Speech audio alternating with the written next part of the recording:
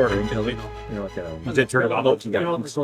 Oh, sorry. And let's actually, maybe, yeah. Because then if we make a bunch of rules and we're like, what the hell with the rule? We'll go back. We always remember. Starting with luck tokens. At the beginning of every session, everyone gets one. Here's your luck tokens. oh, physical tokens. I dig. Courtesy of Kelly. Did you find? I was like, are they just like Boy Scout badges? Are Or they like whatever? Dollarama stuff? Them? I don't know what the fuck they're.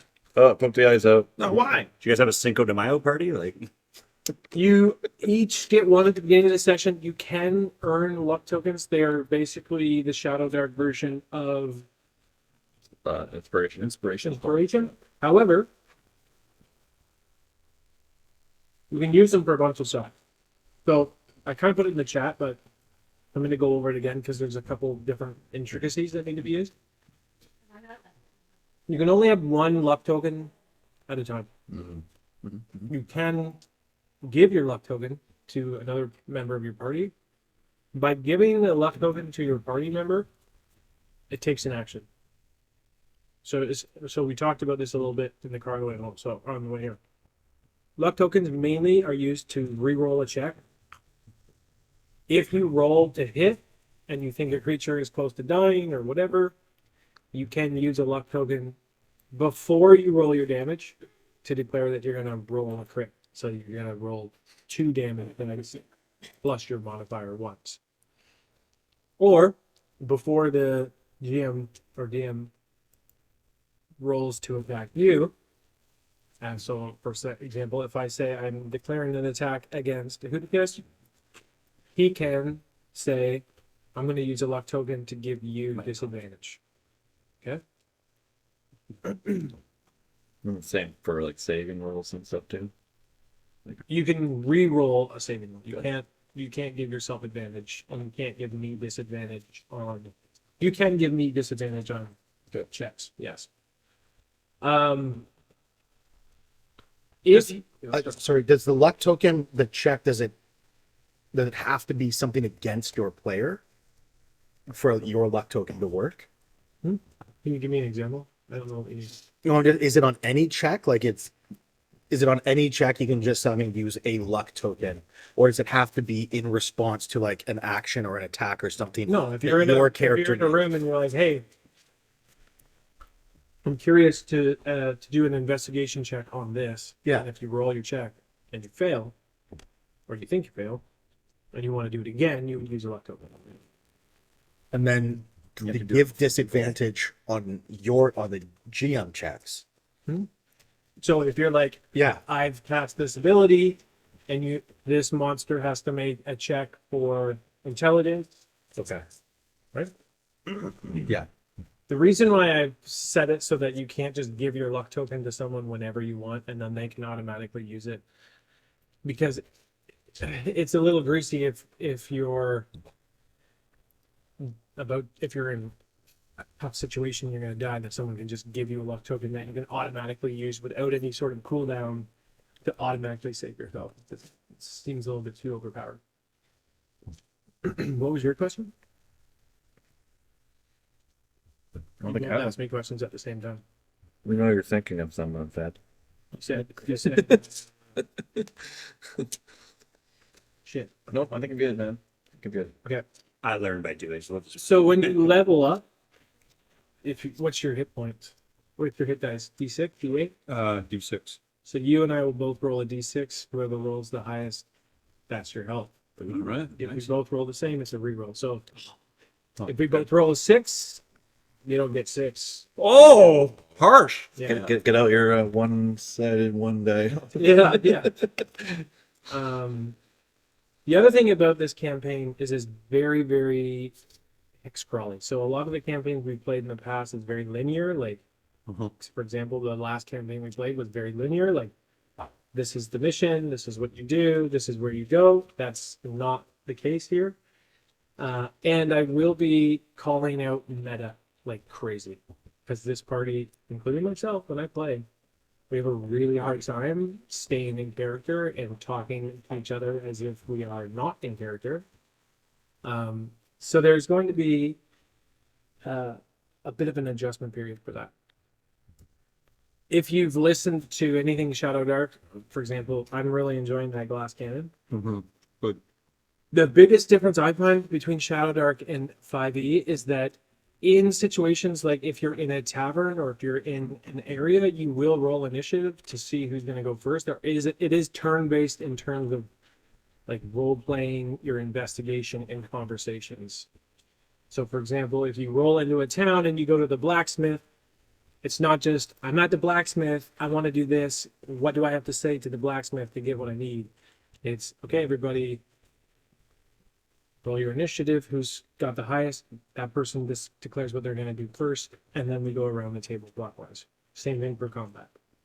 Okay. There is going to be a lot of fun exploring. Are there any other questions? Am I missing anything that might be? Oh, spell check. Yeah. The spell test, which kind of really only affects you right now. Who else can cast spells? No one else. I have to roll.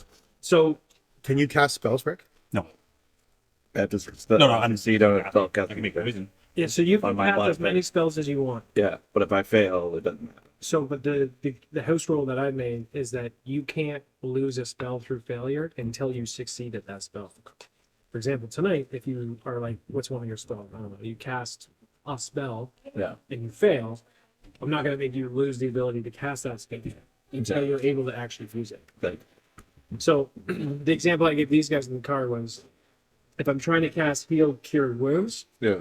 or Cure Light Wounds, and I fail it, I'm not going to be like, well, no, you can't do that. Yeah. But if you cast it, You didn't get a chance to you're use it. successful, and then the next time you cast it, you fail. It's gone Love until it. you have a short rest or a long Yeah. rest. Okay. It's a long rest. Long rest to I said short long. oh, I didn't hear short.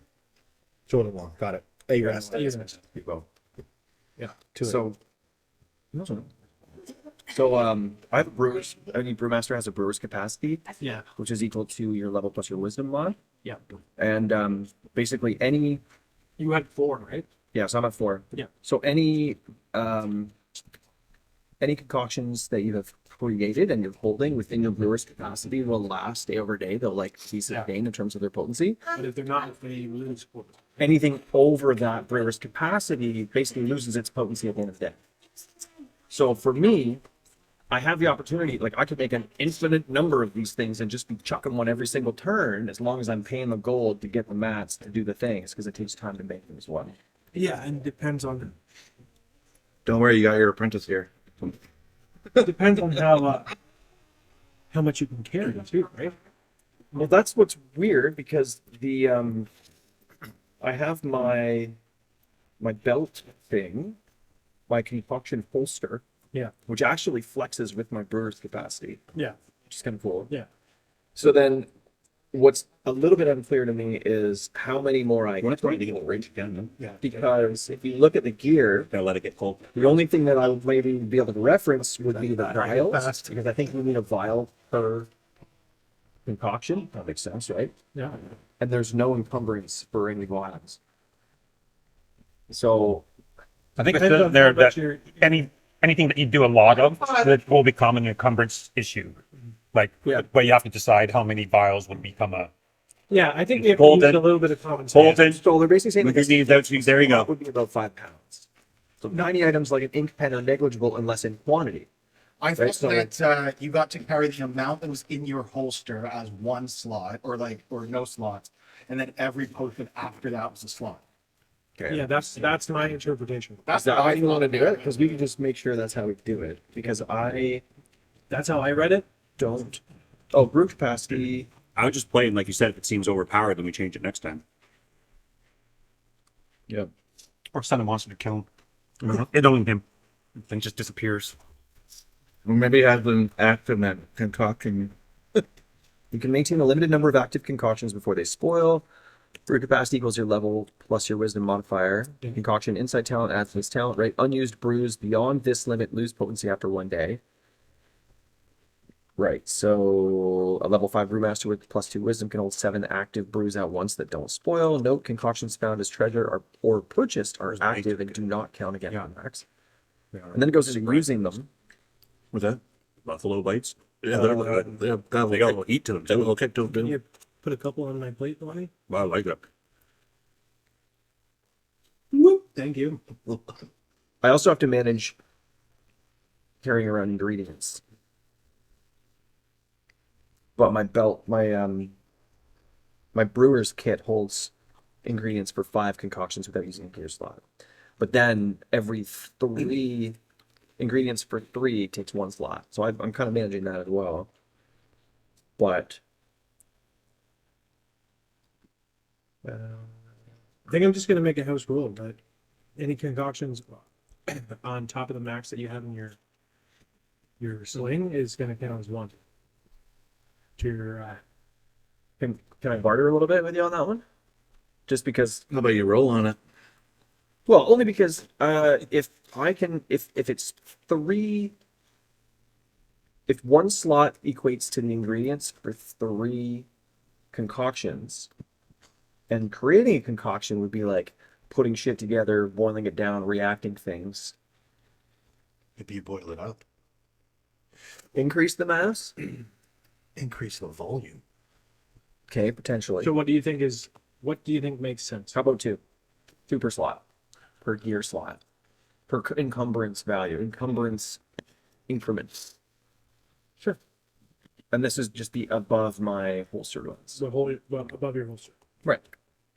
And like as it stands, I'm fully encumbered anyway, so I'm only going to be able to carry the ones that are brew capacity. But then as I start using torches and other shit, but the thing is, here's the thing: I have two encumbrance slots currently taken up by concoction ingredients. Yeah. Right. So when I start to make concoctions when we're in the world, I'm going to free up some slots. And if I'm not using them as quickly, then at least I can replace 2 into that slot that I have. Yeah, that's fair. You okay with That that? makes sense. Yeah. Okay. How do you use your concoction, by the way? Do you drink it? So like gummy. Depends on the concoction. You can throw them. You can drink them. I was gonna say, so like gummy bears, he takes it and bounces around. Like, Kind of. Yeah. Kind of. Some of them. yeah. Yep. Or I like Some of them are like wildfire though. But the other ones are like, can he make a concoction and we carry it? Why? Yeah. Why don't I tell you? Okay, what there I you go. have, Perfect. right? But if you guys carry it, it spoils basically after a day. What? It Okay. loses its potency. After a day. Yeah. But the idea is like I'm. What if we give it I'm back to dishing him? them out like a spam. If you're a brewer or something. What if we give it back to you? Does it magically heal? Here, hold this. Okay. Go ahead and use the thing. Here, you touch it. Probably. But I'm saying the I price. blessed you. So let me tell you You guys hold what I back to it at night when you're not moving anyway. Yeah. When he's sleeping, we just separately like place them on his head. I've been to that kind of sleepover. Just One actually, I day. need to roll Okay, better is So should the I just do that? concoction than the I vineyard. need to roll. So should I just do that? These aren't tea. just wake up. A couple of other things we got to get cleared up while he's rolling his concoctions.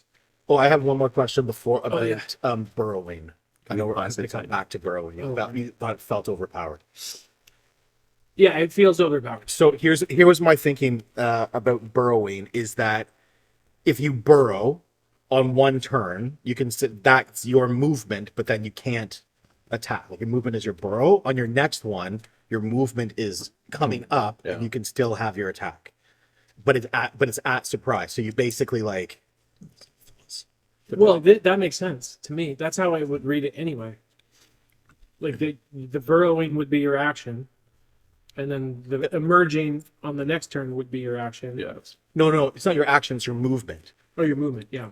Yeah, the either burrowing or unburrowing is your movement, and then the action is like you appear to surprise your person.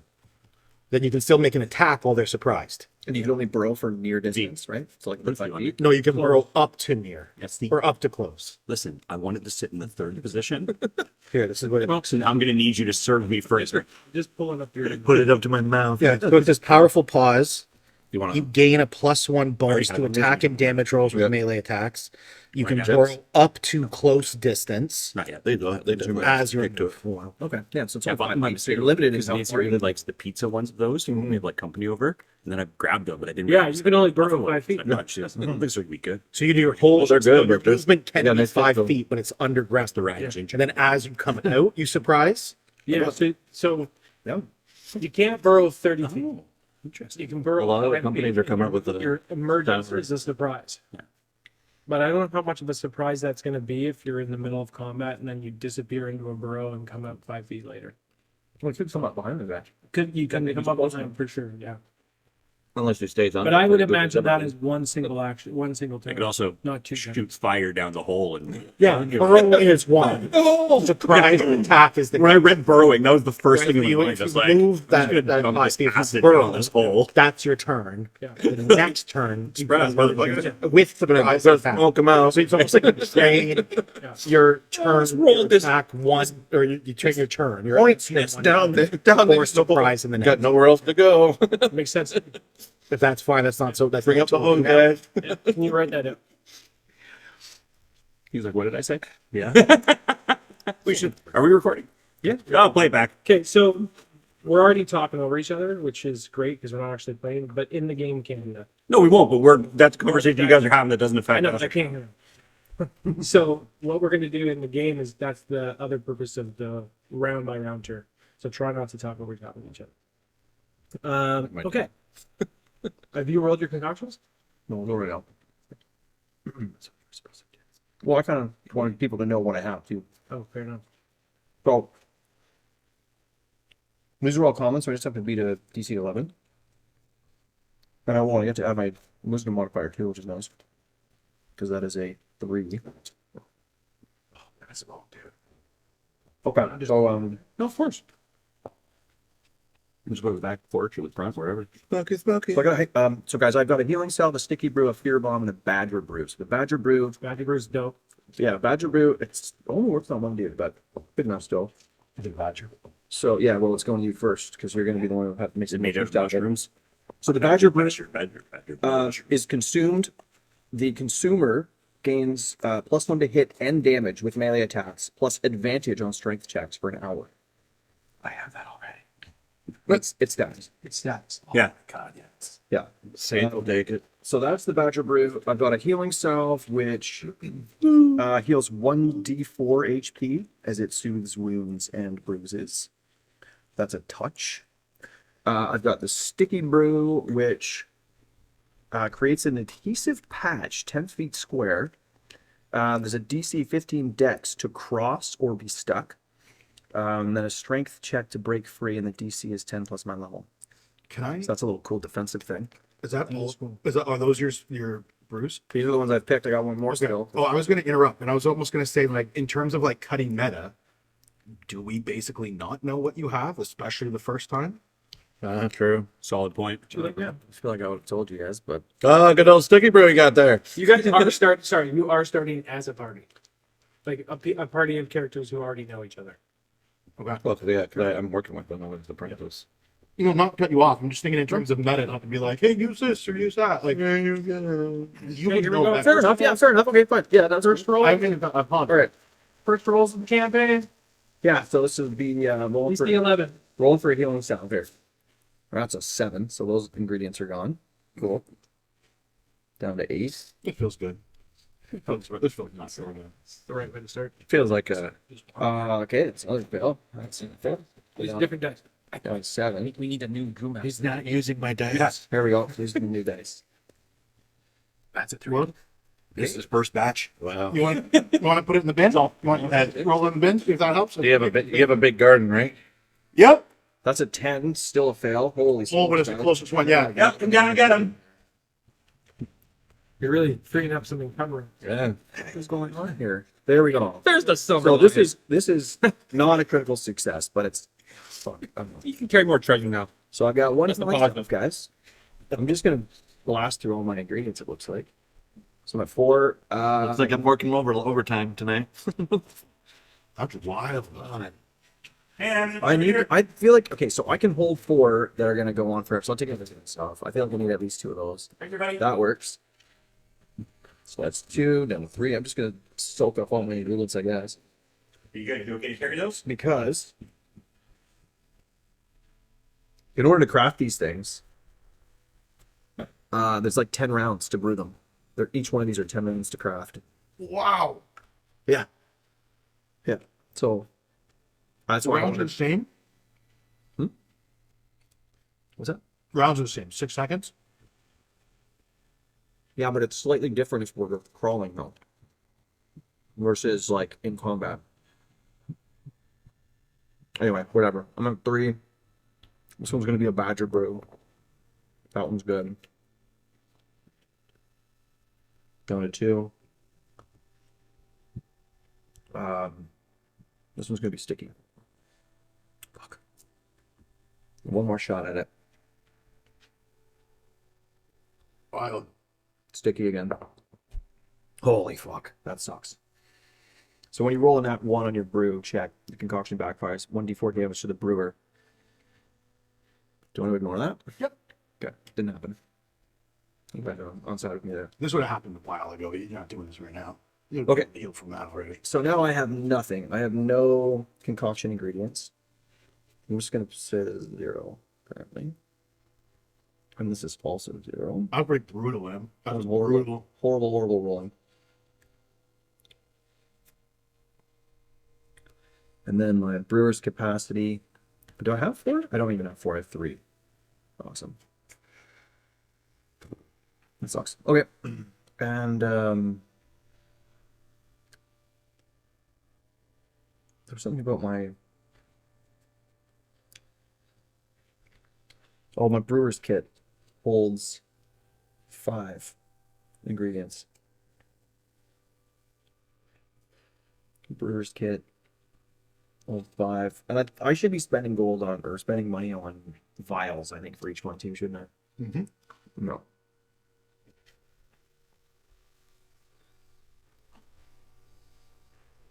Well, that's too bad. But I'm also shit poor. I only have 9 silver left. And the ingredients are 6 silver per. Silver? Well, 6 silver per 3 common. Well, I feel like when we get going, we get some party money together. Well, I can also forage. So I roll really shitty, guys. Yeah. So what'd you get? Don't tell us if you don't want to, but Nothing. just how many did you get? You have 3 concoctions. Yeah, and no more ingredients. Cool. Try. But when we rest, I get to use 2 hours out of an 8-hour rest, where I can go and search for ingredients. Hoonicus is outside already prepping the garden. And that, I believe, what is it? It says I can get 1 hour search yields an appropriate, 1 hour search in an appropriate area yields ingredients for 2 known concoctions per brewmaster level. And I can purchase ingredients as well, but I'm shit poor, so. We have, you've got some concoctions. Mm-hmm. 3 is better than 0. All right, any last words? No, I'm sure there'll be stuff as we go, Yeah, we can especially the first we couple. can iron that out as we go for sure. All right. So our story starts in a fairly small and unassuming hamlet by the name of Moonfall Henge. You guys find yourselves on the road, journeying towards Greystone Abbey for the celebration of the sacred autumn festival, the Feast of the Moonsap, which is a sacred celebration to Mender. And sorry, just a quick check. Which of you worship Mender? I know you do. Dender? Yeah. Mender, No. M-E-N-D-R. Oh, is it M? Yeah. Okay. We weren't sure. And just a quick check before I continue. I'm just going to check your alignment. Nipsey, Neutral. Reed, Neutral. Padar, Chaotic. Salvatore, Neutral. Hudicus. Lawful. Awesome. I hope you actually stick to that. I hope so too. Anyway. So you're journeying towards Greystone Abbey towards for the Feast of the Moonsap, which is a autumn festival celebration to Mender. It's huge. Draws in woods beasts from all over Greystone and the greater area. And it's to herald the start of winter. The Moonsap tree is a sacred tree, and it's in the Abbey grounds. And from the tree, they get sweet sap, which is produced for their syrup and their mead. As you find yourself in Moonfall, you're in a small inn. with about 3 or 4 rooms, and you're actually sharing a room. As a party, you don't have individual rooms yourselves. Moonfall Hedge is a small outcrop of dwellings that have sprung up adjacent to a site of an ancient stone monument, which is also dedicated to Mender. A henge-like monument, to give you an idea of what kind of monument you're looking at here, or you're seeing. You find yourselves in a modest inn, and if you look around, you see about 4 or 5 different tables. In fact, the inn is much more packed than you expected, although that's not entirely surprising, as all these wood beasts are traveling towards Greystone to go for the feast. So if you can roll initiative for me,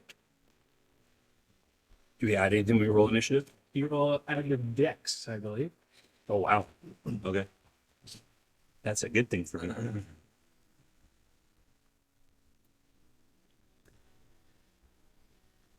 Oh, 13. 13? Yep. Dave? 18. Okay, I rolling already. Did anyone beat it 18? Was you? 21. Okay, so Reed, what do you do? Can you introduce yourself? Yeah, sure. So my name is Reed. I am a frog folk. Reed the Stalker, because it's the title of an assassin at this stage. I'm frog folk. Neutral alignment with my god being Kenora, mainly for the nature focus, because it was the side character. My character grew up in the Abbey here. I was abandoned and kind of lived in the swarmy areas around the tree until I was found by one of the monks there. And I've served the Abbey ever since, protecting it, fiercely and loyal, only killing if I have to. Awesome. So you look around the inn and you see tons, probably about 12 or 13 different woods beasts kind of spread out. There's a church mouse in the corner singing with a lute. And at the bar, you see a really disheveled squirrel kind of tending the bar in like an erratic speed squirrel way. So like 1 second he's over, like he's pouring a beer over here, he's cleaning a glass over here, he's like all over the bar, busily serving all the different patrons. Do you want to do anything specifically, or you want to? So we've already got our room. We've just entered the bar. Yeah, you're in the main room of the tavern. Okay. Yeah. So I'm going to go up to the squirrel and I'm going to greet him as an old friend and ask for a table for me and my fellow travelers. So he like pauses what he's doing and he's like, "What's your name?" Reed. Reed. It's like, Ah. And as he's talking to you, he's kind of like got a bit of like a eye twitch, tick kind of thing. As he's kind of like a little bit squirrely, for lack of a better term. Wow. Racist. listen, I avoided coming in saying, "Wow, it's nuts in here," and you went with that. No, I'm making a note. It's not your be Carlisle, He okay? says, "I've only got a table for 5, and it's over in the corner, right beside the singer. If that works for you." I take a quick second to listen, and being an assassin, I like having my back to the wall, so I say that'll do. All right. So I'm assuming Yep. you lead over. And I'm going to quickly order. I'll order 5 pints for my friends and move my way So over. that's 25 copper pieces. Here's he pours you the drinks. He passes them out. You guys make your way to the table. Nibsy, So I am Nibsy Thornborough. hold on. Don't introduce yourself.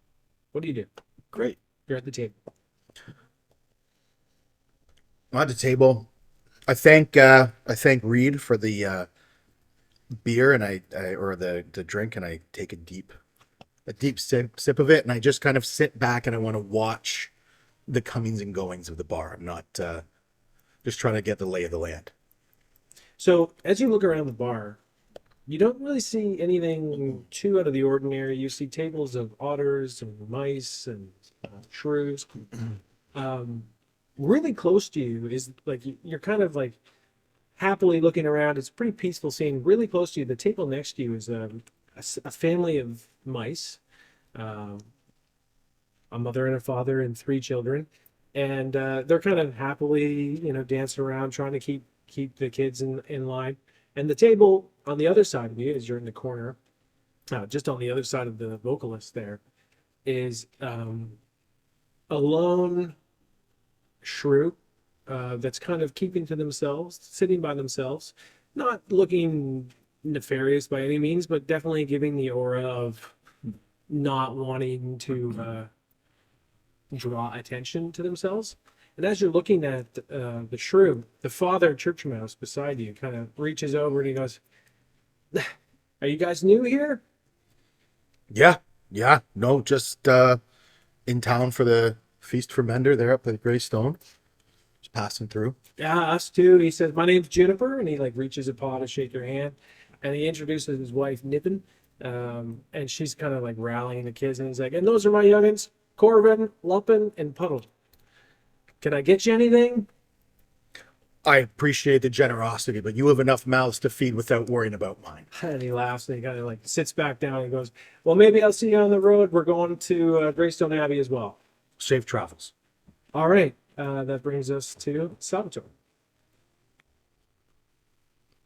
Go take a deep, long sip of my brew, my ale, with a critical eye, because I've spent many years in the Greystone Abbey. I'm actually heading home to this festival with this party, having grown up there. Critiquing the ale in my mouth, and as I'm swishing it around in my mouth, I'm scanning the bar to look for any signs of people that might be soldiers, because I'd spent most of my life in the military. Yeah. And I kind of have this general propensity to sort of seek out soldiers and get a lay of the land. Yeah, so you see pretty much the same scene that Nipsey saw. You see the lone shrew beside the vocalist, kind of keeping to themselves, and you see this boisterous family. You actually watch the interaction between Juniper and Nipsey. You don't see anything really else that would give any indication to any other military experience would be being in the room. But roll a perception. Other than me. Well, I mean, Wisdom. how many people he has a Int? Wisdom? perception? I believe that's wisdom. That'd be an 18. So as you look at the shrew, just kind of something about the way that she's sitting gives you some sort of feeling that she has a bit of a dangerous air about her.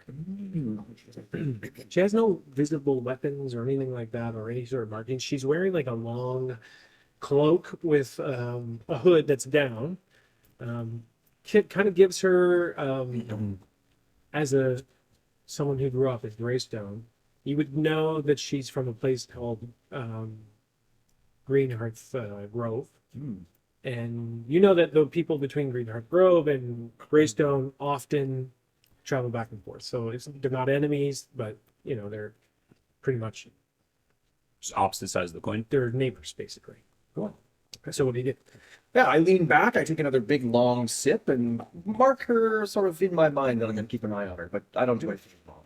Awesome. So as you're kind of looking, the squirrel bartender kind of comes over and he sits down beside you as he's kind of got this his partner kind of taking over the bar, and he goes, "What brings you guys to my inn?" And he looks at Hudikis. So I'm not really paying attention to him. I'm deep in my books studying recipes, since I am Salvatore's brewer apprentice. Okay. And so I kind of looked at him when he was tasting it. I'm kind of making notes on stuff, and I don't really hear the question. And so I'm deep into my studies. Okay. So he was like, "Okay." Looks at you. You'll What have brings you to my inn? my apologies. He's Sometimes like twitching. yeah. My apprentice gets a little engrossed in his work and tends to shut the outside world out. My apologies. We came through your inn because it looked the most inviting from the street. He's like, "Oh, that's great, because I'm the only inn in town, so it's a good thing that you came in here." And he looks over. What's your name again? A Paydar. He looks over at Paydar, at another squirrel, And he goes, "Nice to see a familiar, a familiar looking face around." Yeah, kind of glower at him. I'm not friendly at all. Fuck, why am I saying that? No, sorry. I'm not kidding. Wrong character. Yeah. And scene. I'm gonna try to do the damn voice thing, but He reaches out his paw and he says, "The name's Tabcast Maker. Thanks for coming in." Peter. Beta. Any last name or Peter the Patroller. what brings you guys here? I just want to find more money. Ooh, okay. Well, have you, on your travels, have you come through Green Earth Grove? Tell me more. Well, I'm only asking because there's lots of rumors as people come through here. That something really weird is happening there. Like trees are starting to die there, which is like super weird. What'd you say the name is? Again? Green Earth Grove.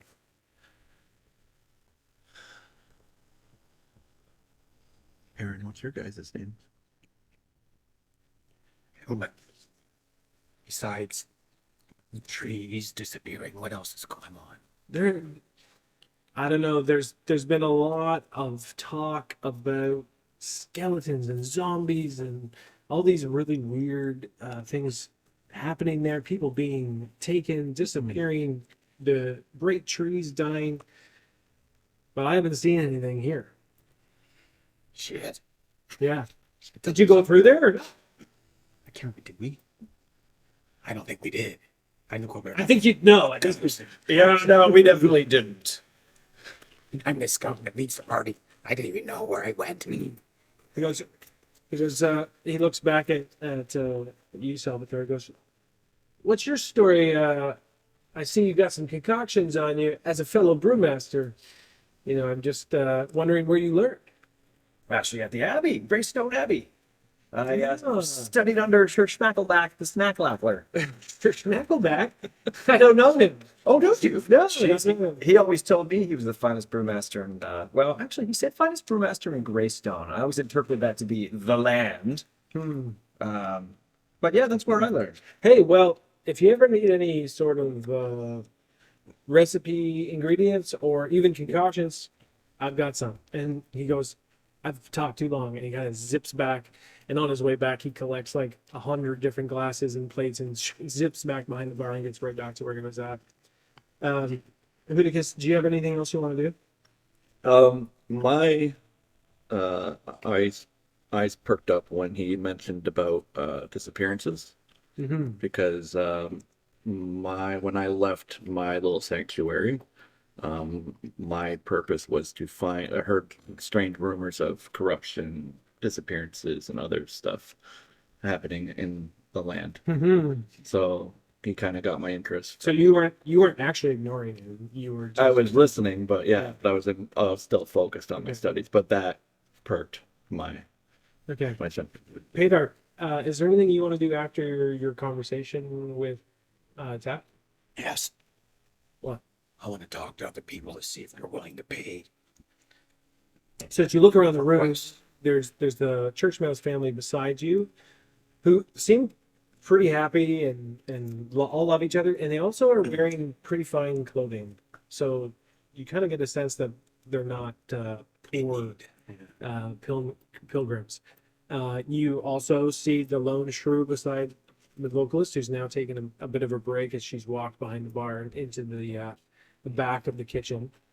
And then other than that, you're just seeing different sort of wood beasts kind of talking and gallivanting around, drinking, it's a very jovial atmosphere. People are excited. They're all heading to Greystone.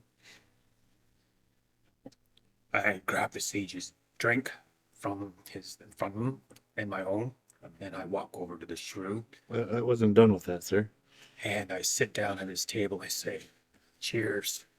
I offer him my friend's drink. Okay, so as you get to the table, you see in front of you, as you get closer, a female shrew. She's clearly marked as a scout as you get closer, because underneath her cloak, she has what's clearly a quiver around her chest. that's covered with the cloak right now, but you can kind of get a sense. And there's a dagger and a hatchet on the other side of her belt. And she kind of looks up at you, gives you a nice friendly look, and responds, and who do I have the honor of meeting? And she raised this in greeting. Real son Nibbletail. Paydark the Patroller. Pleasure's all mine. So she says, what brings you here? Looking for work. I've been And she hearing goes- rumors. She says, what kind of rumors? Well, rumors of people disappearing. Her mood completely changes as soon as you see that. She goes from this welcoming, friendly shrew, sorry, but she becomes somewhat withdrawn and says, "Oh, I haven't heard anything about that. But I do know that if you get to Greystone, there's plenty of work for anyone who needs it. They have acres of gardens. They have maintenance staff. They even have a militia that if you wanted to join, you could. There's lots of work for you. You just have to keep going. Another day and a half, 2 days walk north." You're very kind. Thank you for the advice. I stand up, I take my drink, and I take back the drink I gave her. I walk back. And she's like, I walk back and give it back to him, hopefully a little bit less. "Okay." I get up and basically nudge him as I walk by him with my drink and notice backwash in it, and go back up to the bar and be like, "Excuse me, sir, what was the bartender? Tap. Tap. I need another drink." As my fellow patron decided to give my drink Before you away. can even finish, Yeah, 5 copper. flicking 5 copper to him. But I also kind of ask him to. You mentioned some disappearances. Well, yeah. So all I keep hearing from all these people who are coming up to me and talking to me on their way to Greystone is that there's like this really weird thing happening where people will go on pretty menial tasks. They'll go out shopping, they'll go, gathering, and they just don't come back. Is there anybody in particular, or is it just everybody that goes out to a certain area? Like I said, there's just all this talk about skeletons and zombies, which I've never seen before. I never even heard of that being a possibility. So I flick him the coffee piece and I say, "Thank you." And I head back over to my table. And I basically stare my big eyes looking right at Paydark and just shake my head in disgust. Okay, so we'll skip Reed's turn because he's just doing that. No, so I can listen. I can. Nibsy? Do you do anything? Yeah, all the disappearance talk that everyone seems to be having. I tapped the mouse family beside me and just asked if it'd say, "Hey, stranger, been hearing some tales of weird things happening around Green Earth. Did you got Green Earth Grove? Did you happen to come that way? If you Yes, he says that's where we're coming from. We live in Greenwood Grove, and he says I cannot tell you enough about. He said there's just this really weird thing happening. I've lost 3 friends who have gone gathering for nuts and berries, and they just don't come back. Our main mice like yourself? yes, main great tree right in the middle of Greenwood Grove is dying, which like. All the smartest people in our community trying to figure out what to do, but no one seems to be able to reverse what's happening. When did all this start? He says, I don't know, probably about 3 or 4 months ago, right at the beginning of summer. And as the summer went on, we just thought it was the drought, the dry weather, but now we're getting into this rainy season of autumn, and nothing seems to be working. So he said, hopefully we can go to the feast at Greystone and make an offering to the henge on our way by, and all we can do is hope and pray that that's going to help our community. To who on the way by? Oh, we're going to, before we get to Greystone, we're going to make a quick stop at the henge and leave an offering for Mender. As a callback, the town that you're in is built around an ancient religious site. Okay. That's called Moonfall Henge. Henge. And it's a henge that is dedicated to the god Mender. Yes. So he's like, we're going to go there. We're going to make an offering as a family. We're going to pray together, and then we're going to go on for the feast and the party at Greystone and Abbey. And God, Mender willing, we can return to Greenhearth Grove healthier and happier. I'd like to kind of end this conversation, but I'll say that I'll say, for your offering, safe travels, and I'd like to give him a piece of gold. Oh, he like chuckles and he kind of puts his arm around and he's like, number one, you never have to call me stranger again. He's like, we're officially friends. And number two, I don't need your gold. And he like kind of politely declines. And he says, contrary to that, I've heard your squirrel friend is asking for employment. Well, with the recent rumors and whisperings of all these dangerous things happening, the old lady's a little bit nervous. Yeah. So I was maybe going to ask if you guys would be willing to travel with us so we have greater numbers. And that way, maybe we'll be safe on our journey to Greystone. And I'd be willing to pay you. I will bring this proposition to the party. Just give me 1 He second. gives you a cheers. And at this point, his cheeks are getting pretty rosy. He's getting into the automail a little bit. And his wife's getting a little bit annoyed at the table because he's over there chatting with you, and she's trying to wrangle the 3 church mice children who are like bouncing all over the place. So he like chuckles and heads back to his table. He's like, "Well, just let me know anytime." Okay. I bring the offer to the party. Oh, sounds great. Going that way anyway. Heading the direction we're heading. Yeah. As a fellow Mendor follower, I will accept. Me the way. Excellent. So you guys, you come back and say what? We accept. We would love to. We'd love to escort you. Find safe passage on the road. I assume that we'll stay the night and then leave. We can meet you down here in the morning at On the mark. first light. He said, "Well, that's the opposite. We need to get there really soon. We're meeting the in-laws at the front gates of Greystone in a day and a half. So our plan was to finish up our supper here and then get going. I don't know if that works for you guys or not. By torchlight. No, we should be okay for a while, but eventually, yeah. I mean, we're gonna try and get as far as we can before we have to camp. Okay. Yeah. Yeah. No, that's fine. We'll we can keep up. We can keep moving with you. You So he- finish up and you let us know. He gets up with his 3 kids and he brings them over to your table. He's like, "Guys, I want you to meet my kids." And he introduces them, Puddle, Lepin, and Corbin. And they're nice little kids. They're young and boisterous and bouncing all over the place. And he's like, "We'll be about 45 minutes and then we'll get going. So we'll catch you guys outside in about 45 minutes." And he heads back to his table. We're escorting the mouse family. I figured. Salvatore. Oh, sorry, Reed, go ahead. We come back to you. You guys already did exactly what I was So going to do. you Yeah. saw your squirrel scout Mhm. kind of chatting with the shrew. Mhm. No, I saw that. I heard that part. Yeah. Yeah.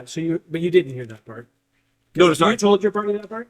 Oh, I Okay. Well, I haven't left my table, so I'd see him take his beer, get up, and go talk to the Is there shrew. anything you want to do? Or? No, because I was going to talk to the mouse family because I was going to ask if I recognize any insignia that they're wearing because it looked like they're of importance, and I grew up in the abbey. Yeah. So I've studied people who have come here before. I've studied famous families of the areas. Yeah. So are they wearing anything that is of recognizable? Because then, as a servant of the abbey for raising me, Yeah. I would go and offer, my services to them. So your services are being offered. Mhm.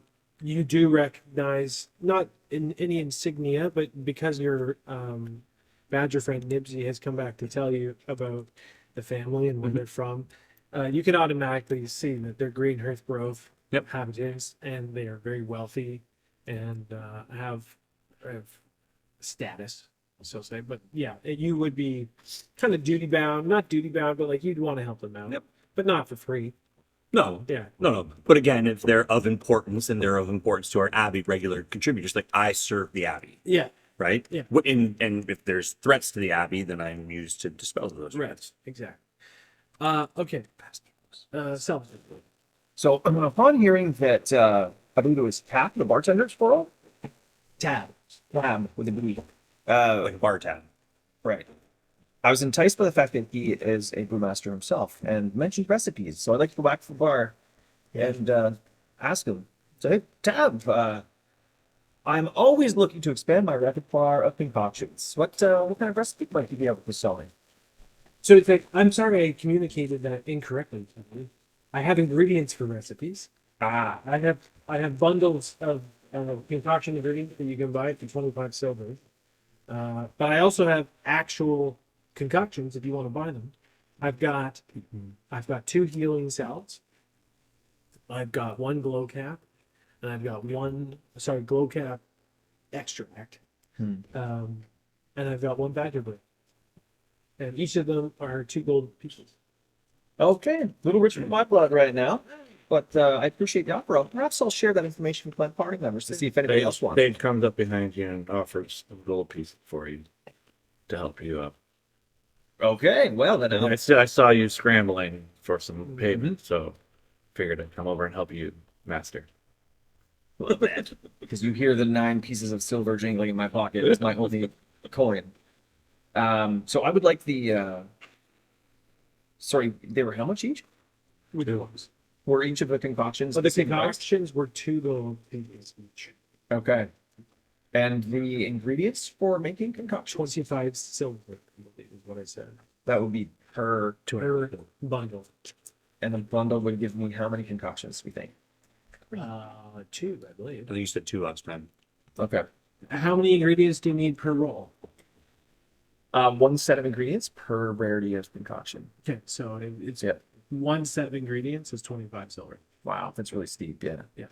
You But can also collect them in the wild. that's what I can do. Yeah. Yeah. Which I believe I will be doing. If you're in a pinch, you can buy them, or you can Yeah. spend some time just in the forest collecting. Just I think I'm okay. It's 2.5 gold for just ingredients that you have to bind, and 2 gold for ones that are already successful. Yes. Got it? No, it's 20. Oh, sorry. Yeah, it's 25 silver. Right. Yeah. Markup. Heard. Yeah. Yeah. Weird that labor goes backwards, but that's fine. I don't care. This is gonna be anti-capitalism. Yeah. I'm into that. 10 silver per gold. Yeah. I was most interested in the recipes. I'm pretty content with my kit for now, and look forward to foraging on the route to. Yeah, he said maybe we can share a brew one day when I'm not on duty. Well, that sounds great. I look forward to it. I say as he scuttles away. Oh, okay. Who did it? Well, I already helped. That was your turn. That'll help in. I think the guy's been around. I got some information about. What? I got some information about that shrew. I don't think she can be tamed. There's something about her. I was bringing up people being disappeared. Did you just drop a Taming of the Shrew reference? Yeah, I got it. Thank you. Well done. Thank you. Nada. And see. Something is raising a flag about that woman. Everyone else seems to know about missing people, except her. I just want to make sure everyone's aware of this. It may be innocent, but I think luck favors the prepared. So, eyes up. I appreciate that. Paydark, the shrew was actually Yes, Patriarch the Patroller. Patriarch the Patroller. She was actually from the place that they're saying is dying and full of skeletons. Yes, That is somewhat suspicious. indeed. We may have to kill her. Whoa, whoa, whoa, whoa, whoa, whoa, whoa. Easy there. Hell, if I got your nose out of the book. Well, for justice, but killing is a little extreme. Now you got your nose back up your master's ass. I'm going to peg your eyes out. As you guys are arguing, you see the shrew, Rilsa, get up from her table, leave a couple of coins on her table, and she leaves the front door. I dare to go steal her money. I'm not a thief, you bitch. I casually walked through. Have a skill. God damn it, can you figure out which character you're playing? He was so high at the beginning of the game. No idea. No idea where What the fuck he was doing. I have a photo picture of a smoker with like a hole in her throat. It said Dave's character. Go ahead. Stop. I love the voice. What I'm talking about. reason for it. What I'm talking Was the one come out later. is the first thing I said to you was in an introduction, and you were like, I'm not a thief. I am a thief. I'm a thief so good. And big eyes blink. I'm like, how about you go trail the the mistress there. Well, I just said that. I'm casually going to walk to the door and just take a look outside. I do love them. I go with them. Okay, so you look outside. There's zero trace of the shroom. So what you actually see when you look outside is a small collection of tiny little dwellings and a road that's going through this collection of dwellings. And as it goes off in the distance, you see a path that veers off the road into the woods. And in between the road and the veer off is a sign that you can see that says Moonfall Henge, like a direction sign, basically. And then the other way says Greystone Abbey. We're going to the henge because that's where we're taking the mouse family. That is what you've agreed to, but you've actually agreed to travel all the way to Greystone With the mouse family. yeah, so we're going to the henge and then to Greystone. Yeah. Yeah. So, So you see now. okay, so then I might casually make my way over. Like, I'm just gonna walk back over to the bar again, not in any kind of rush or hurry or anything like that. And I quickly call Tab back over, and I say, "Hey, the shrew that was sitting by us has paid the tab and the money's on the table. We noticed that she dropped something. Do you know anything about her or how we might be able to find her?" Tab?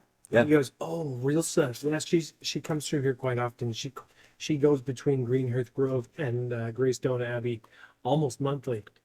She carries messages. She's a scout. For who at the Abbey? She doesn't serve anyone in particular in the Abbey. She works for the Greenhearth Grove community, and they're just constantly going back and forth when they deliver messages between the Abbey and the town of Greenhearth. So being out in the woods. Oh, to find her will be almost impossible. If you're looking for her, you may as well try and meet up with her at Greystone, which I'm assuming is where she's going. Or I don't think she's on her way back to Greenhead Grove, but I'm not 100% sure. But my assumption is, like everybody else, she's going. And every time she comes in here, she talks about anything weird on the road recently. And She's usually good for a story or two. Yeah. Yeah, but I will say this time, she's very quiet. Very quiet. So, not sure what's happening there. But normally she's very talkative, happy to share stories. She doesn't deal too much in the way of rumors or gossip, but she's pretty devout. She's a pretty devout follower of Mender. In fact, she's always going on about how much she loves the henge. But yeah, she's normally very talkative, so I'm not really sure what's going on. Awesome. And then we've just taken up work with this mouse family, and they've gone off to anything you know about them, anything that we can do to make their travels. Also, the Church Mouse family, they're just such a sweet family. They're just very well known Greenhearth citizens, well off as well, but very kind, down to earth, very modest people, salt of the earth people. Not much to say. I'm sure they're just going for the feast. It's good to hear that you're going to help them out. They're great people. The modest mouse is my kind of people. Yeah, good one. Okay, Nipsey. Who else went to look for Rilsa? Are you doing anything, or are you? I'm gonna try to use some my tracking ability, see if I know which direction she actually headed. Yeah, you're like game recognizes game. Tracker, yeah. So tell me what you're doing. So I'm just gonna look around for areas on the ground that look soft, and I'm gonna look for tracks that would match the boots that I never said I looked her over, so I'm assuming she's wearing boots. That would be her She's wearing a thighs. pretty standard scout uniform, So I'm boots. looking for those kind of tracks. Yeah. Imprints in the ground. Has it rained recently? It's been very rainy. Okay, so it should and are the roads, is it like paved roads or gravel. cobbled? It's gravel, so should be able to find something if there's anything.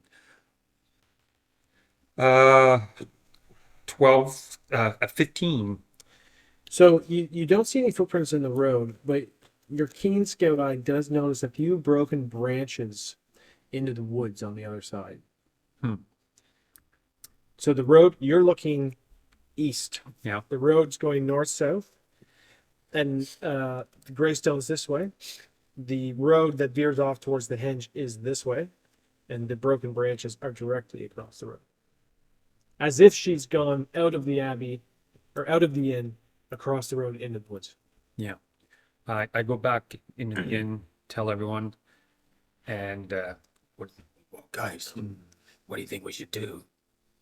For someone who's a scout that goes back and forth, doesn't seem to make sense to me that she would just go into the woods. Seems like she's heading in the direction of the hinge. Is she a devout worshiper of the Mender? Because if she's by the hinge, most of those folks gravitate to it. I mean, I am one of them of a mentor follower, so Seem to follow your beard more than Is anybody else a follower of Mender? going to kill you Nora. Take it easy, Hootis. in a very lawful way. I'll find a reason. But until then, it's like So at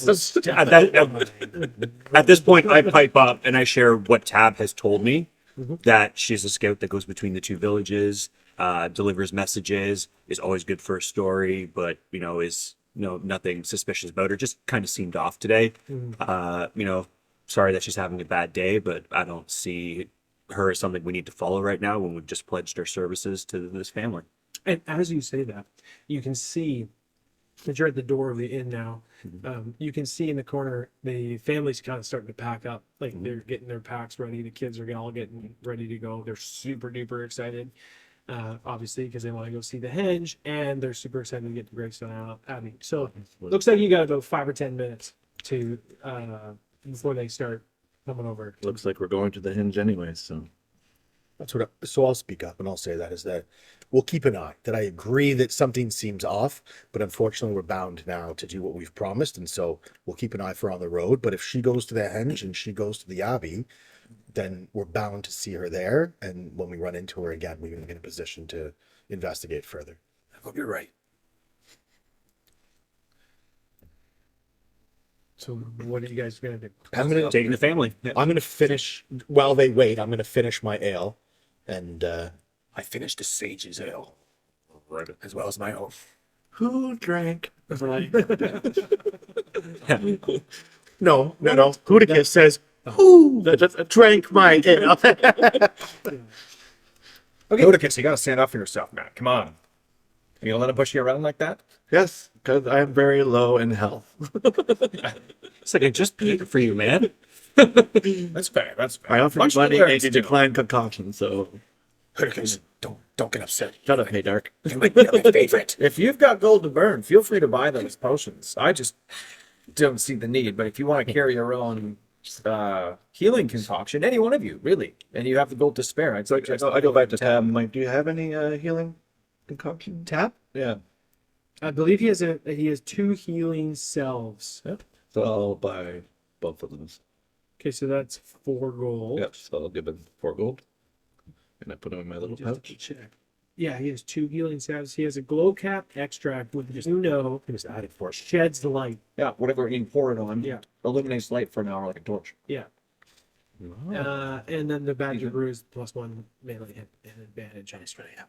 Is it meta if I want to disclose the amount of gold I have because we are a party? No. You can tell me. Just say, Yeah, so I'm like, I have 1 gold. No, this comes out of character. Like I just found it in a bar. You have just one. Or can we just step back and just say it quickly? Like I only have 1 gold because you're throwing money around. Yeah, I have 7 silver pieces and that's it. Yeah.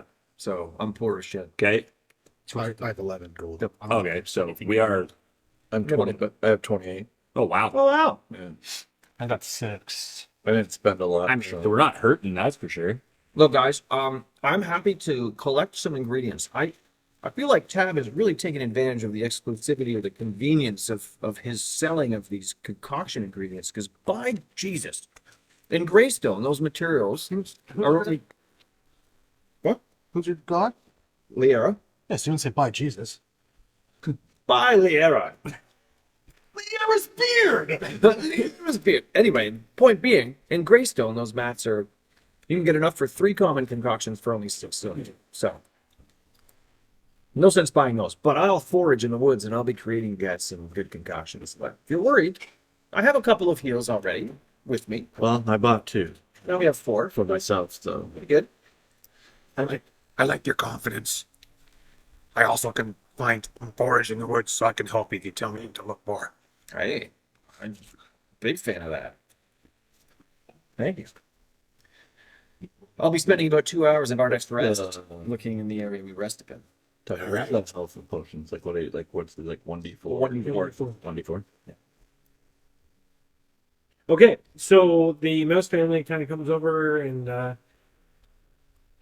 you can see the hope and excitement on their eyes. So Might be I'll aggressive. introduce the party. That's good. I'll introduce the party to the Mouse family. That this is Juniper? Juniper Church Mouse is his name, Okay. and his wife's name is Nibbin Niven. Church Mouse, and his children's name are Corbin, Lupin, and Puddle. Lupin. I look at yeah, not bad.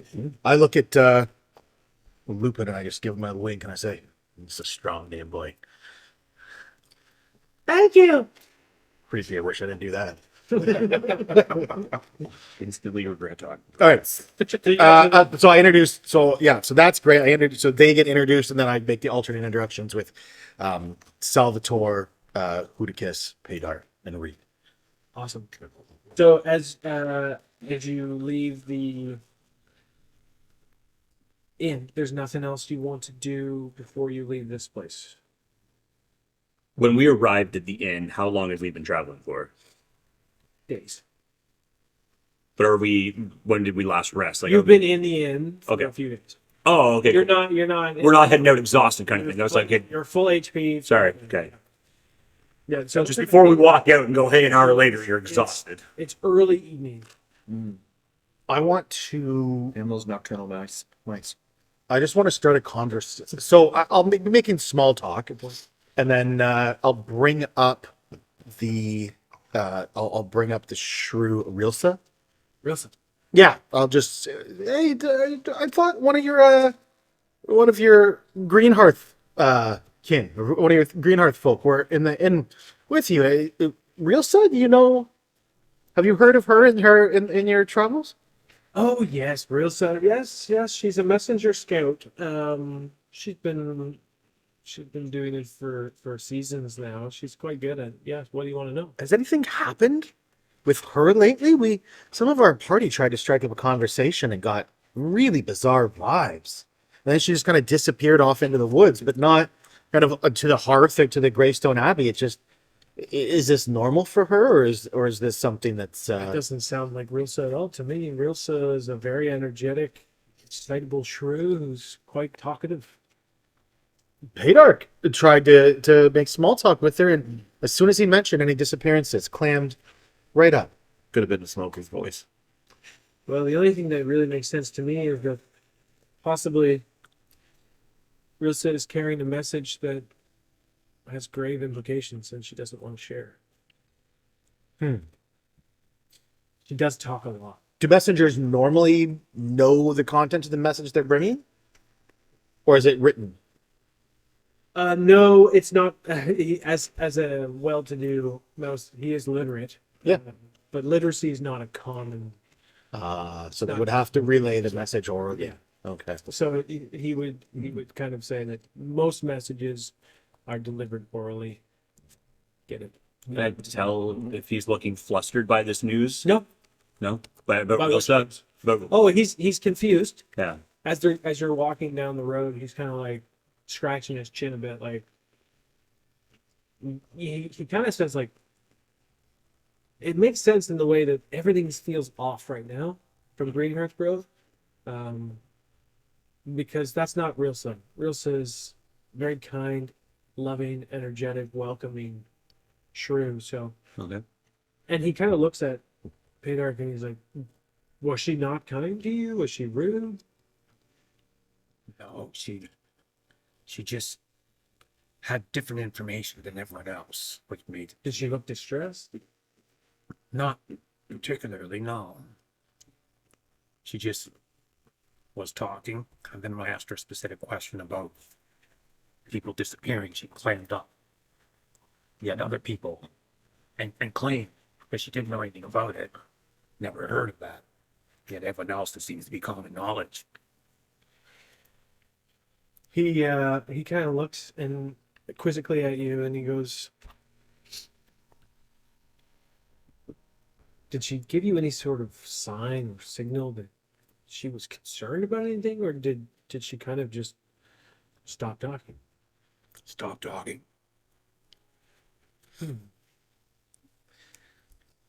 He's kind of concerned. He looks concerned, but he says, I don't know. Maybe she's just not feeling well today.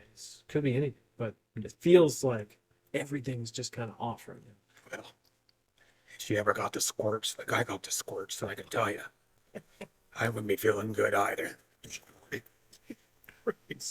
He kind of like, he kind of like goes, he looks at Nancy and goes, so, where are you from? And as he says this to you, he's genuinely interested. He sees you as a friend, a friendly face.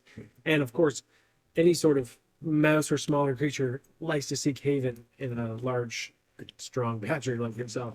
But as he's talking with this, the kids are getting further and further ahead, and they've turned down the side road to Moonfall Hedge. And you guys are walking along. No, and I don't want kids being left unattended. I fear something's wrong. the mom's right there with you. She's like, come on back here. Come on back here. And she says, where are you from? Or tell me about your I'm from. I'll tell them that I'm from all over. I'm from all over. Where's that? Served. Yeah, I've served in the armies. I've been all across the land. I feel like I can't pinpoint I'm from everywhere. That's in that place either. As you're saying that, as you turn right onto the road, just to your right, into the woods, you hear some rustling noises. Just him, so we're clear. All of you. Okay. But he's the one who's talking right now. I trail off. I'm from all over, and I kind of like trail off and look over, and my hand goes towards my holster for my flail, my main weapon. Doesn't take it out yet, but it just kind of like goes down. The church mouse kind of gets a little bit concerned by your body language. Can everyone roll initiative?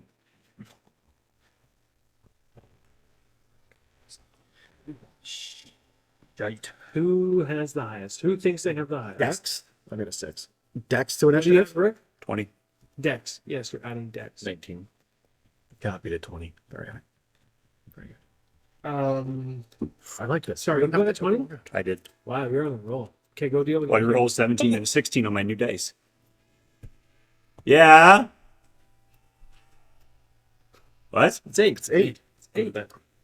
Yeah. He's the best for that all the time. What? Who? Yes. That's great. Thank you. It's actually like 15. That's the favorite part about it. It's not actually 8. Okay. All right. You rolled a 20. Yeah. So you hear the rustling. Yeah. What do you do?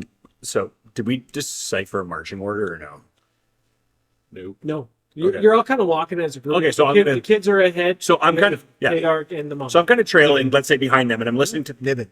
The mom's Nibbin. Niven. Yeah. Fedor. so I'm trailing behind him and the dad, Frog, sorry, I just drew a blank on the name. Juniper. Juniper, thank you. I was like, Juniper? Okay. Yeah. And when I hear this noise, I draw my bow and I say, call your wife and kids back. You see her mother's instinct kind of take over right away, and she kind of ushers the kids towards the badger. Yeah. Um, I'll put an arm kind of like Yeah. one and then another arm. And then I'll say out loud, like, who goes there in the bushes? so there's no response whatsoever. Okay. And is it dark right now? No, it's like early. It's like this. So, okay, so vision's unaffected. Okay. I'll call Reels's name when there's no answer. Okay. You're Yep. gonna call her Elsa? I'll say you say who goes there, and when Yeah. there's nothing, I'll just Reelsa. No answer and no sound whatsoever. So if that I'm going to take at that point, I'm going to take my silent step, and I'm going to attempt to move into the bushes off kind of diagonally to my left.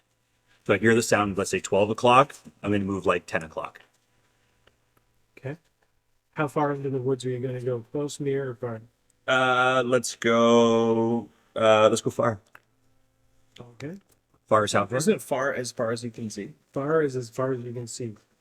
Well, it's bush, so I imagine I can't see very far into it. So let's say let's just go near. Let's say 30 feet. Then, It's just movement for a turn anyway, right? Yeah. so I'm rolling because I have to roll with advantage on dex checks to hide and move. So my highest was a 12 plus a 4 would be a 16. So I'm silently moving into the woods and would be Yeah, you would only have to roll a 9 for that. Okay. Well, 9 was my second number, so Yeah, you would only have to roll a 9 for that. So yeah, you enter the woods hidden. about 45 degrees basically from Yeah. where you heard the sound, silent, and you see and hear nothing. Nipsey? I'm gonna hold my action, and if that's a thing that happens here, and just keep a kind of a protective. I'll be guarding the family. Like they'll come back to me, and I'll kind of have like have one hand. I'll pull my flail, and I'll have kind of one hand kind of holding them like out to be like you can stay kind of behind me, behind my weapon. Awesome. Go ahead. Salvatore. I take my staff that I've been using as a walking cane and hold it in a more combative stance and move towards the edge right where the sound in the bush was. And as I approach, I'm calling again, if there's anybody in this hedge, you're going to want to announce your presence now. And if I hear nothing as I approach and get to the hedge, I'm going to poke my staff in there. So as you get closer, you hear the rustling, but you're able to pinpoint where the sound is coming from a little bit. As you walk into the woods, kind of poking with your staff, what's up? What's up? What's up? You can hear the rustling again. It feels like it's getting closer to you, but it's still a bit of a ways away. But it's again like, and then it stops. Okay. Party, I hear the rustling. It's off this way. And I turn to direct people Yeah, you toward- call to your group. You call to your group. It's this way. Am I allowed to shout to ask, or is it past my turn right now? I just have to wait. Sorry. So I follow him, and I will cast sleep On what? on the area where the noise or the rustling's coming from. So I will roll my check, and I'm probably going to fail. That is a 12. No, no. Oh no, That's a 6. oh no, that's a 13. But it's a 10 plus the spell level, so it's a DC 11 perfect. for a first level spell. So 13. Cast sleep. Okay, so can you read what sleep does for me? 'Cause I'm- Okay, sorry. 10 minutes in the stairs, okay? Because it's near cube, isn't it? So you leave choose a number of living creatures in an area up to your level. So I'm pointing to the areas, obviously 1. Those creatures fall into a deep sleep if they are level 2 or less. Vigorous shaking or being injured wakes them. So it fills a near-sized cube extending. Yeah. So I basically point to the area where that rustling is coming from. in response to your cast, Yeah. you kind of, as you cast sleep, you kind of get this shimmering look as to where the spell takes effect. It's very thick. You can't really see much. You can just see lots of branches and vines and all that. Nothing happens. You hear nothing. But like the rustling stop. The rustling stopped. Like he heard the rustling and then it stopped. Okay. And then you cast sleep and So I you- call over Paydark and I go check the area. Well, he's You're who's 45 degrees? You are. Yeah. Sorry, he's into the woods. so Paydark would be with us. Yeah. So I'm going to climb up a tree and stealth towards the sound Okay. with longbow out, checking to see what's going on. So stealthing in the treetops. That's a 19. So as you get to the top of the nearest tree, you can see what's making the noise, and stumbling through the woods is this like really slow moving husk of what once was a mole, but now is like pure flesh and mostly bone, as a skeleton that is quickly approaching. Okay, show me where it first. Okay, through the woods. All right. So I yell out what I'm seeing, and I'm yelling at him to retreat into back to the group. Because we're all playing. Tomorrow morning. And so I'm yelling. I'm going to take a shot. But I'm yelling at what I'm seeing, and I'm yelling. I can't remember his name. Salvatore. I'm yelling at Salvatore that a monster's approaching him, and that to. Okay, you still have an action. Yeah, I'm gonna fire my longbow at him. Okay, here we go. Oh, no. Oh, That one. Yes. Sorry. Okay, hold on. Let me pull up the fumble chart. Feels targeted. no, that feels I right. guess I should have been using. That feels right. I should have been yelling in my voice. All right, you're Yeah. ranged. Okay, spin a D100. Ricola. First nat one of the campaign. Yeah. Good. No surprise to Dave. Yeah. Who had Dave in the pool? Oh, we all did. 8. 8. Sciatic pain. You cannot use an attack action. Fuck until the next turn after your next. Shit. So, So this turn ends. Next turn you can't. Yeah, it's the third turn. The next. Okay. You're sitting there straight up. She's like, oh my gosh. It's an interesting choice coming from you. Yeah. Oh, it wasn't my choice. The dice roll. Okay, go ahead. Okay. The pay dark. So in this case, I'm going to continue my movement now towards where I hear them talking, Yeah. right? And I'm going to try to again to do it with my silence step. So that's a 15. Yeah, that's a success. Okay. You're moving 30 feet in the direction. Of, Into the direction, trying to see it. you see it. Okay, can I At the end move, of can I, it, can I move and attack or no? No. Okay, so at that point, I'm moving and I'm staying hidden so it doesn't see me. Sorry, Rick. What's your class? I wrote you down as Reaver and Assassin. No, I'm an assassin. Yeah. Okay. I'm a I know where the red track is. Okay. Go ahead, Nibsy. This thing's still in the But woods. you're on the road still. I think you're on the road. I was with him. You've kind of moved up. Yeah. These guys are on the edge of the wood entering. Your squirrel Paydark is up a tree. Your assassin Screaming in has pain. gone into the woods. You can't see him anymore. And you're alone on the road with the mouse family, kind of sheltering behind you a little bit. I'm gonna move. You've heard Paydark Yeah. call out, "What's there?" What I'm gonna do. So I'm gonna tell the family, and I'm gonna move with them down the road, saying that when this thing comes out, you guys are gonna go towards the hearth, and I'm gonna go Okay. keep you safe. Okay. But let's move away from where he's at And right now. Huber's like, 100%. We're gonna get it. Did you say there's a skeleton right there? Of a mole. It sounds like. He's like, this is awesome because if you weren't here, we would be so screwed. So he's like, we're gonna head to with the safety of the hinge and hopefully We'll meet you there. Yeah, you guys can meet us there.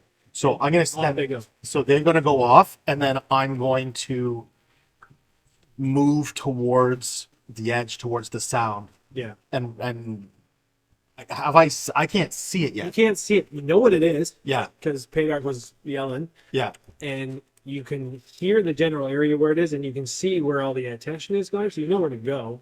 Yeah. You can't see it. So I'm just gonna go closer. I don't want to be like right surprised by it when it breaks through the foliage, but I'm gonna be Well, close. he's gonna get to Salvatore before he breaks through the foliage. Oh, because Salvatore's in. Salvatore's in the woods. But I see it now. Okay. Then I'm gonna send them off, and I'm gonna bust in where I saw him go into the woods Okay. to try and like get there before our brewmaster gets hit. I'm gonna go basically running, like Okay. try and go So running. you travel, and you catch up to Salvatore. Salvatore, what do you do? I'm readying myself for the attack, but if I have time, I'm going to get behind old Nibsy here so that he can deal with them instead of me. So I'll take a step back behind him, Okay. knowing that I have this skeletal mole, shrew, Okay. badger. What is the thing? What's happening? It's a mole. It's It's a skeleton, but like you don't know what creature it is. Only he does. You just know it's a skeleton. skeleton thing. Yeah. Okay. So that's your turn. I'm taking a defensive position behind the badger. Awesome. So behind my flare. as you do that just in time. as the skeleton breaks through the foliage into basically the badger's face, and he swings his short sword at the badger, right? Yep. and he. What's your AC again? 16. He hits. He hits. And he hits you for 1 point of damage. Okay. As he slices his short sword into your shoulder. Go ahead. So obviously, you know now that it's a skeleton, Sleep it's a don't work. stage, sleep don't work. So you're up. I'll throw my dagger at it. Go ahead.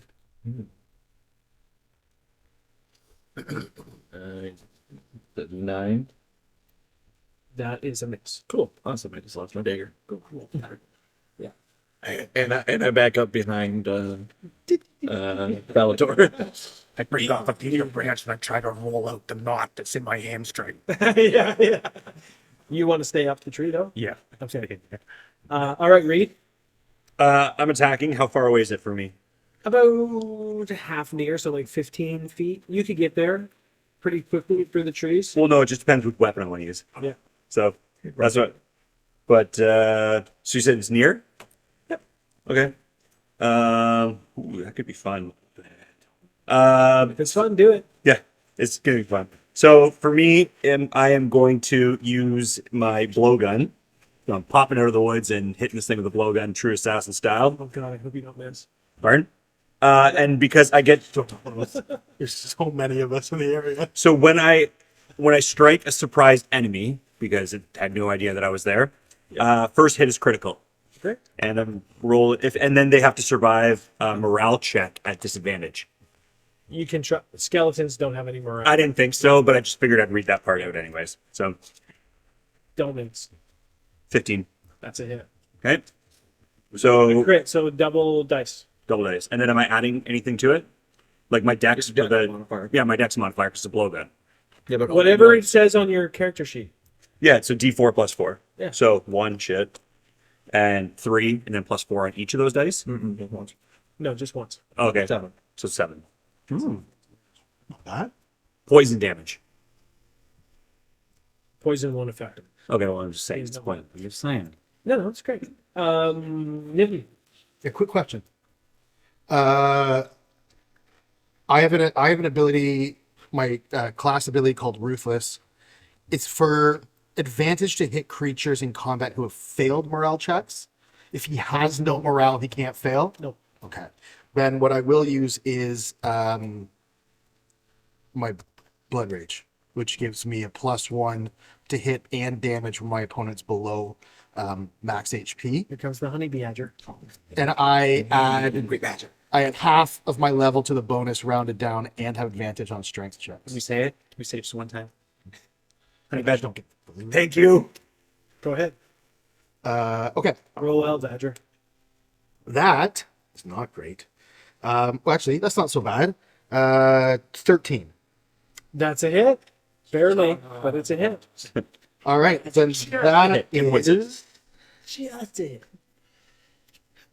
Absolutely. What's he say? Absolutely. Oh, it would have been 14. I forgot to add one. Still a hit. Okay. Imagine if I was like, not a hit. What? The skeletons is you gotta hit low. 7 damage. Okay, so how do you kill him? Oh, this is great. So I have a flail, which is just like the big morning star. So basically, he's hit me in the shoulder. I'll do a little batter, like, ah! And then I'll take my flail and I'll come across and just smash through Yeah, it's the like net rattling and like, bam, and just like explode in like Just like falls apart. bones and like sinew and flesh. Like the flesh that was draping off is like flying around. Like Softened him up for you. That's all. yeah, you did. Yeah. Awesome. So as you do that, the bones kind of fall to the ground, scatter everywhere. You kind of get a sense that it was a mole. Like now that the rest of you can kind of see him up close and personal. He does have a rusty long sword, or short sword, sorry, that he was swinging with. Nothing special about it in terms of anything you'd want. You're gonna need a tetanus shot, bud. Other than that, there's really not much else there. So you guys, you come down the tree, I'm assuming. I look around, see if there's any more creatures coming our way. Want to see. Yeah, so all you can see the edge of the forest where it follows the path towards the henge, and in the very distance you can see the very top of a monumental owl sculpture, like this big huge effigy of the owl god Mender. But other than that, there's nothing happening in the immediate woods that's giving you any sort of no alarm bells are ringing for you. Hudakus walks towards the. You don't see that. So Sorry. Sits the fuck down. I mentioned what I see to the party, and From the top of the tree? yeah, from the top of the tree. Okay. Hudakus. And I'm gonna stay. I'm gonna go down mid-level, like not at the top, but I'm going to be going to. You're traveling through the canopy. Yeah. Okay. I'm gonna high jump out of the woods, like straight up Oh. frog jump. Yep. Back onto the road? Back onto the road and tell everybody we need to catch up to the family. Okay.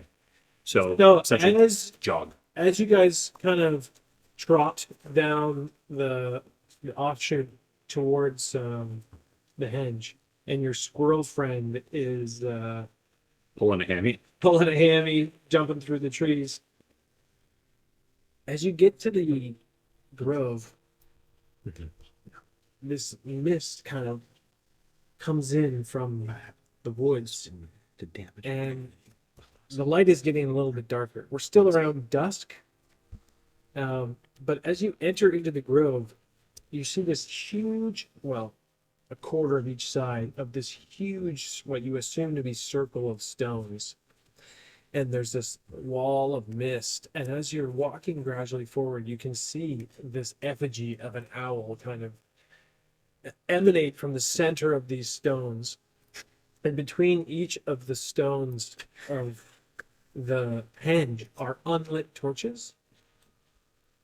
And as you get closer and closer to the center, along the side between the statue and the circle, you see these figures who you recognize to be the church mouse family, and they're each being held at knife point to their throat by a cultist and 3 other skeletons.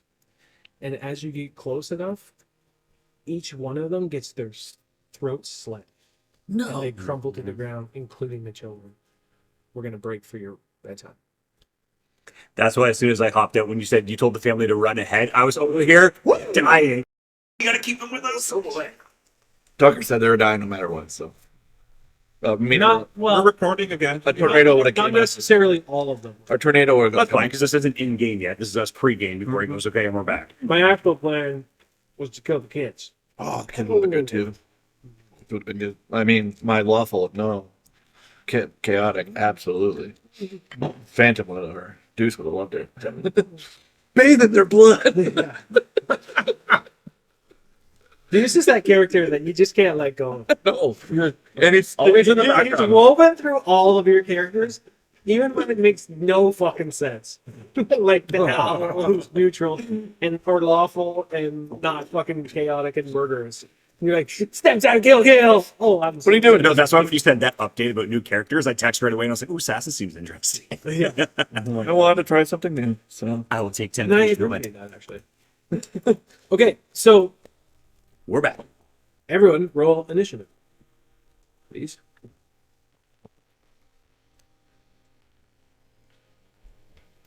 I have a 13. You can figure out the highest here. Same. 14. 11. Yes. Fuck you guys. Thomas wins. I run. What did you roll? 14. 14. And you What should do you, have so ahead of you, as you guys, I don't know what your marching order is per se, but my assumption is that the badger is at the front You would have been frightened. and you're kind of at the back. Yep. Regardless, you see what happened. You watch what happened. Goes there. You see that there's a cultist and 1 skeleton on one side and 2 skeletons on the other. And you can see the dead bodies of the church mice at their feet and blood spilling out at their feet, basically, and you can see that they are quite prepared and ready and willing to take you on. So there's 4 of them all together. There's four in Got the there's four in advantage. total. Yeah, 4 in total. Well, detect management. Well, I'm just gonna cast Dim Repel on them. Myself. On yourself? Yeah, so that gives me a +4 AC if it passes. Oh, you bitch. The page of the illustrious number. He does. He tries to go like. One. There's a 5. Oh. Okay. You're So- so excited. About that big home turn. Here it is. Actually, wait a minute. You blow your left leg. Oh no, that pass. Nope, it does not. Oh, You should talk. meta. Meta. Nope. Yep. So I basically try to cast heal him, and like you slay me kind of slowly back behind the other 2 in line. So this like shimmering light Yeah. starts coming all over your body, and you're just like saying the enchantment and like just As I'm put it up, slowly put it backing so up, that- oh. Yeah, like you guys go fight. Good luck. I'll be right here. From the So Peter, you're in the trees Yes. above this, so you can see 45-degree angles down the scene that's in front of you. I'm going to shoot the cultist. You're also also about only a 10-foot distance from the top of the circular stones to the canopy where you're at. So like as the forest clears, you can't see everything because it's super misty. You can see that there's a circular arrangement of stones, and you can see the giant owl effigy in the middle. You can see the cultists and skeletons in your party. You are close to the top of those perimeter circles.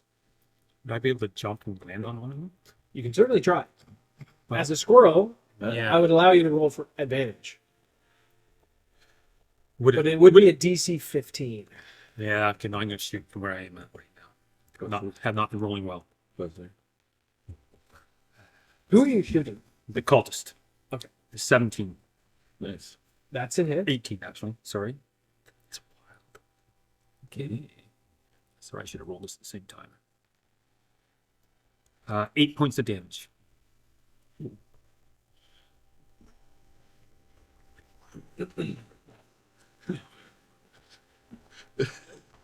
Wow. You rolled 8 points of damage. Okay. Okay, Reed. Me, going longbow, and is there one that looks like the leader, like a bigger one or more central one? In the middle, Yep. there's a hooded cultist-like figure. Yep. Let me give you a brief description. Sorry, I went the wrong way. So it's like dark face, bright eyes, hooded features with long robes, and then to the side, on your right hand side is one skeleton, and on your left hand side is 2 skeletons, and they're making their way towards you. Okay, so I'm looking at this hooded figure. There's people coming at me. We're in kind of like a clearing of this hedge. Like we're not on the edge of the forest anymore. Like No, you're in. we're just in the thick of it. the Yeah. edge. Okay. Yeah. Yep. So I'm looking at that one ahead because I'm duty bound by, these members who are coming to the Abbey that we promised to protect. And I'm just going longbow right at the big one in front of The me. cultist. Yep. Okay. 11. It's a miss. I'm not. So you shoot your arrow and it kind of flies overhead of the cultist, who is currently trying to remove the arrow that Paydar is impaled in his upper chest. Go ahead, Nibsy. Oh, I'm pissed. I'm so would mad imagine that that. I'm a friend of this family, so I see that happen and I scream. So while the 2 are reining in, I'm like, no. So as it comes to me, I say, you'll bleed for that. You'll die for that. And I swing, I run to him, and the cultist in the middle has been hit with the arrow, and I swing with my flail. That is 15 to hit. That is a hit. That's a 15 to hit, so that is that's a 15. He already said it's a hit. Yep, for damage. Say what? What? What? Oh. It is a 15. So I have Flail that does. a D10 Yeah. that I rolled a 10 on. Oh, geez. Oh, you already rolled it. Yeah, I didn't- I have a +5. Oh, no. I didn't even Strength. So I have my strength. Yeah, you do. Yeah, it's your strength modifier on melee For attack. melees, yeah. Yeah, for the attack, not for the Not damage. for the damage. Yeah, Oh, you both. do. For both. Yeah. 1d10 plus your modifier. Yeah. Oh, is that your Yeah. racial ability? It's always been that way. No, I think that's no. No, Yeah. No, for I- melee, you add your strength. Hey, To your hit. to hit, you add your No, strength modifier to not- hit. no, but melee for your attacks you damage. added as well. For your damage. I'm almost positive. It's always been like because that. I'm adding dex to damage. Yeah. For Yes. For range is deck. Yeah, and for my blowgun. So melee, it says on page 50, roll your 1d20 plus your strength mod and any talent bonuses if you hit. But then for damage, when you hit a target with an attack or spell, you damage it. Roll your weapon or spell's damage dice. And it says plus relevant bonuses. That would be your strength. What? Because under the weapons, it tells you what type it is, like melee or range or whatever. So that would, But magical weapons give you a +1 to damage. This is not right. I think it's under That attributes. would be magic added on to your. It has to be bonuses. a racial thing because strength, the modifier of strength to your melee attack is to hit. only to hit. Yeah. I thought it's always been to both. So it, Okay. in D&D it was. at D&D, it's No. always been that way.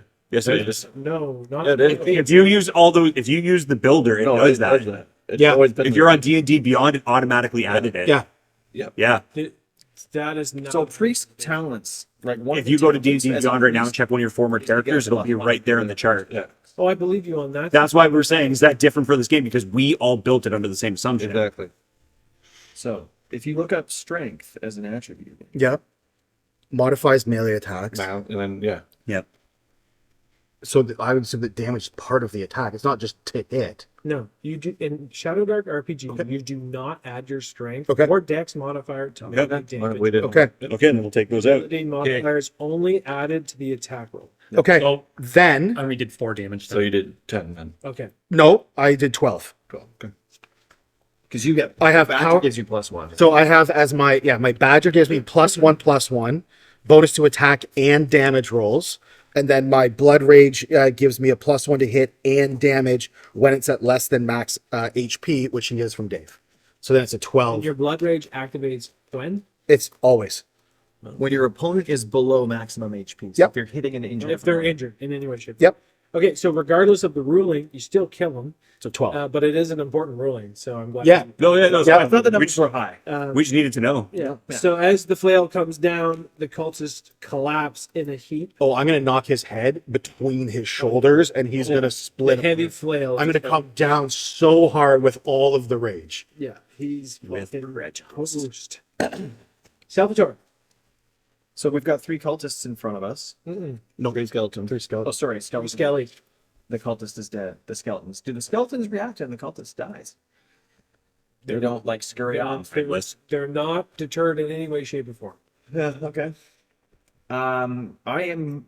What am I like near distance away, within 30 feet or so? Yeah, He charged in and attacked. he charged no in problem. and he didn't even have to charge really. He just moved in and attacked. Yeah. He, Okay. he moved in an angry sort of way. I was real mad. I just have this picture of like this badger. I He's don't know. still super pissed. I don't know why. I don't know why I see the badger as like being all body and just like legs being like, oh. Yeah. Yeah. The badger's not lean. And the cultist was actually a rat. So significantly smaller than the badger. So you already had buries it in the ground. Yeah, it wasn't a large rat in any way, shape, or form. So yeah, you have 3 skeletons ahead of you. I'm going to keep my distance and shoot with my sling Right. at the one that's nearest to me. They're kind of all near to you. So like, let's just say you're hitting the one on the left. Sure. Yeah. Sounds good. Can we just even label them like 1, 2, 3? Sure. 1, 2, 3. 1, 2, 3. Or for you. Ah, me. Roll a 3. That's a miss. That's a miss.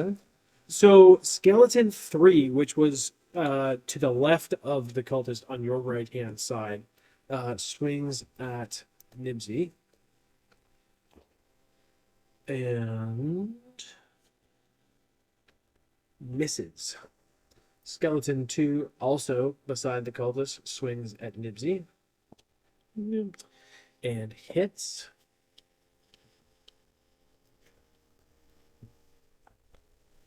This is 2. This is skeleton 2. All right, I'm taking numbers right now. And hits you for 5 points of damage. And skeleton number 1 charges ahead and swings at 1, 2, 3, 4, 5. 6 is a reroll.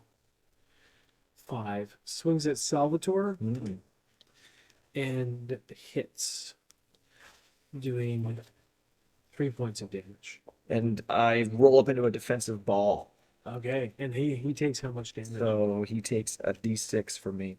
But I'm not going to be able to attack next turn. Okay. That's fun. Oh, he takes 5 points of damage. Yeah. And what did he hit me for? 3? 3. Thanks. Okay, you had your turn, so you're up. Is it back to the top? Yep. All right. You were the first. So, yeah. Yeah. All right. So I'm gonna go with my staff, going after the one that went after him. Number 3. No. And that is going to be 10. Nope. Yeah, 10. That's a miss. Cool. Awesome. I am so good, guys. Was that what were you attacking with? My staff. Okay, I'm none of these skeletons are injured. The And one. one. One after him is One has Oh, yeah. taken 5 damage from the brick. the other one. Okay, so I'm gonna fire an arrow at that one. Number 3. Bristle bitch. No, that's a miss. It's an 8. That's a miss. 9. Sorry, 9 is a miss. Sorry. What's up? Point of contention. It's funny, privilege when it comes back to me from my turn. I just want to clarify where you add the strength modifier because of one of the wordings of Reed, you're up. I got a +1, which is 15. quick. That's a hit. Okay, so longbow at the one that's standing over my buddy who's I do have +1 Yeah. damage. Okay. Damage. So no unmodified, just a D8. 7. 7 damage. Yep. Ooh. So as you hit him, he crumples to the ground in a heap. I'm just picturing like Mario and Dry Bones. Yeah, that's how I picture it cool. too. Okay. Very good job, Split. Yeah. Which number was that? The one that was standing over Fat. The one that attacked Salvatore. Sorry, Salvatore. Sorry, this is going to break a little bit of the immersion, but one of my traits, my Reaver trait, is it's Savage. And it says when you score a critical hit, you roll your weapon's damage dice twice and add your strength modifier to both rolls. Makes it sound like you add it to 1. And what we were talking about in the car on the way here is that when you get a crit, you add your modifier to the damage on one roll, but the second roll on a crit, you normally don't add your modifier again. Okay, but in that example, read that writing again. Yep. When you score a critical hit, roll the weapon's damage dice twice Yeah. and add your strength modifier to both rolls. Okay. I think that's very specific to that event. That's not saying that every time you roll attack and damage, you add your strength modifier to damage. No, but It when says when you score a critical hit, Right. then you roll your damage dice and you can add your strength to that damage. That doesn't mean in my mind that you add that strength to your damage on every attack. But that's But my thing is when you normally get a crit, yeah. you roll your regular damage with your modifier, Yeah. and then you roll damage again without your modifier, Okay. And- And next you get both. and then you get your modifier 2 times versus the one you normally get. Okay. So what he's getting at is that every attack you should be adding your strength modifier To my damage. melee attack, Yeah. just like when you have a finesse weapon, But it just says when you hit a crit. right? So No, when but- you roll a d20. We're But using he's using the tense of this statement where it's saying you add your strength modifier. you should be adding your both strength rolls, modifier to your as though rhythm. it's not just to 1. Yeah. So No, it's but using you the word only both. do that when you hit a nat 20. Oh, I but know. you add it to both when you hit a nat 20 because the normal way to do it with a nat 20 is you only add it once, Yeah. which is what we were talking about coming up here. You normally only add it once. And I remember when I was reading about the finesse weapons, you add your dex modifier to your finesse weapon. So when you normally use the Stop. Hold on. But maybe that's If we go to, weapon properties. I'm going to your. Grok says you don't add your strength modifier or dex for ranged don't. attacks to damage. No, So unless it it says otherwise, add- unless yes. it says. It says add modifiers. That's like special abilities. Like for example, I have a +1 to hit and damage with a finesse and ranged weapon, but it's just a special ability. That's right. It's not because of my So strength. is it's this my good for ability. this game? This is a Shadow Dark. This is Yeah, a Shadow Shadow Dark. base game with Okay. some modifications. Okay. Okay. Okay. So then, if it is a crit, then that's Crits are enormous. that it's an enormous Yeah. add if you have a That's, I good think modifier. that's the point of the wording is that when you crit, you fucking crit. Okay. Okay.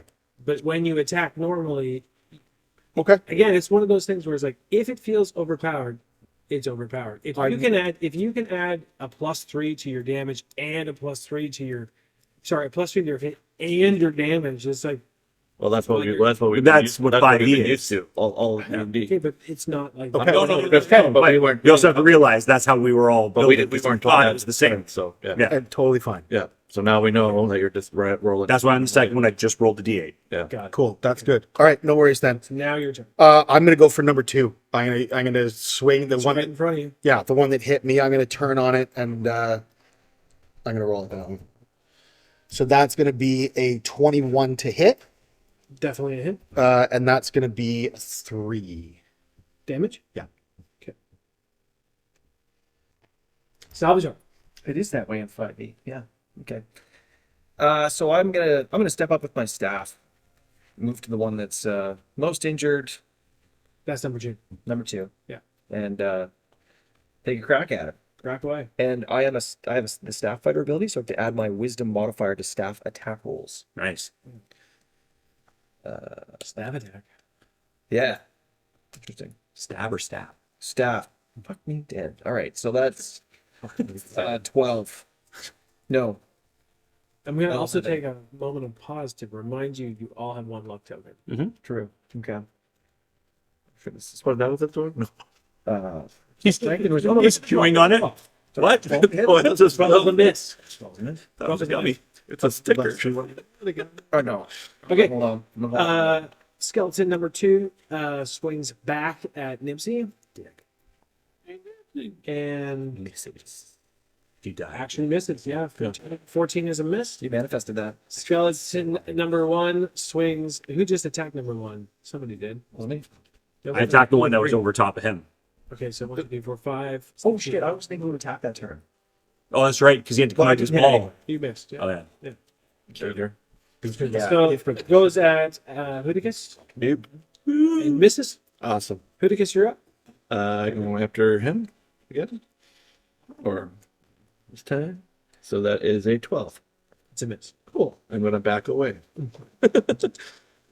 Going after him again. and hide behind one of my guys. 19 It's a hit. for 7. Are you hitting number 2? The hurt one? Yeah. For 7 points of damage. Yes. I am fucking useless. So far. Its collection of bones is getting looser and looser. Fuck. Go ahead. Declare your attack. Burn? Declare your attack, then roll. Okay, we're going to attack the one that's hurt. 2. Yeah. Burn? Yeah, 2. And I'm going to use my luck token. For a 13. That's a hit. Yeah. For 3. How do you kill him? Burn? Luck How do you token. kill him? I see it starting to fall apart, and I just shoot an arrow right into its skull and just watch it vaporize to dust. Luck token. Can I keep it just aware? No, sorry. No, you spent it. You spent it. Yep. Who else has spent Go that? ahead. No, it's 2. 2's done. 2's down. Yeah. There's 1 left. All right. Attack 3. The one that was standing No, over. 1. You attack number 1. 3's dead too. 2's dead. Three's been dead. Yep. Three are both. Then I attack the only one that's left. Attack the one that's right in front of you. Beating a Number dead one. bone. Taking That's going to be a 20, a dirty 20 to hit. That's a big old dirty hit. That is an 8 Damage? Yeah, 8 to damage. Yeah, his bones shudder.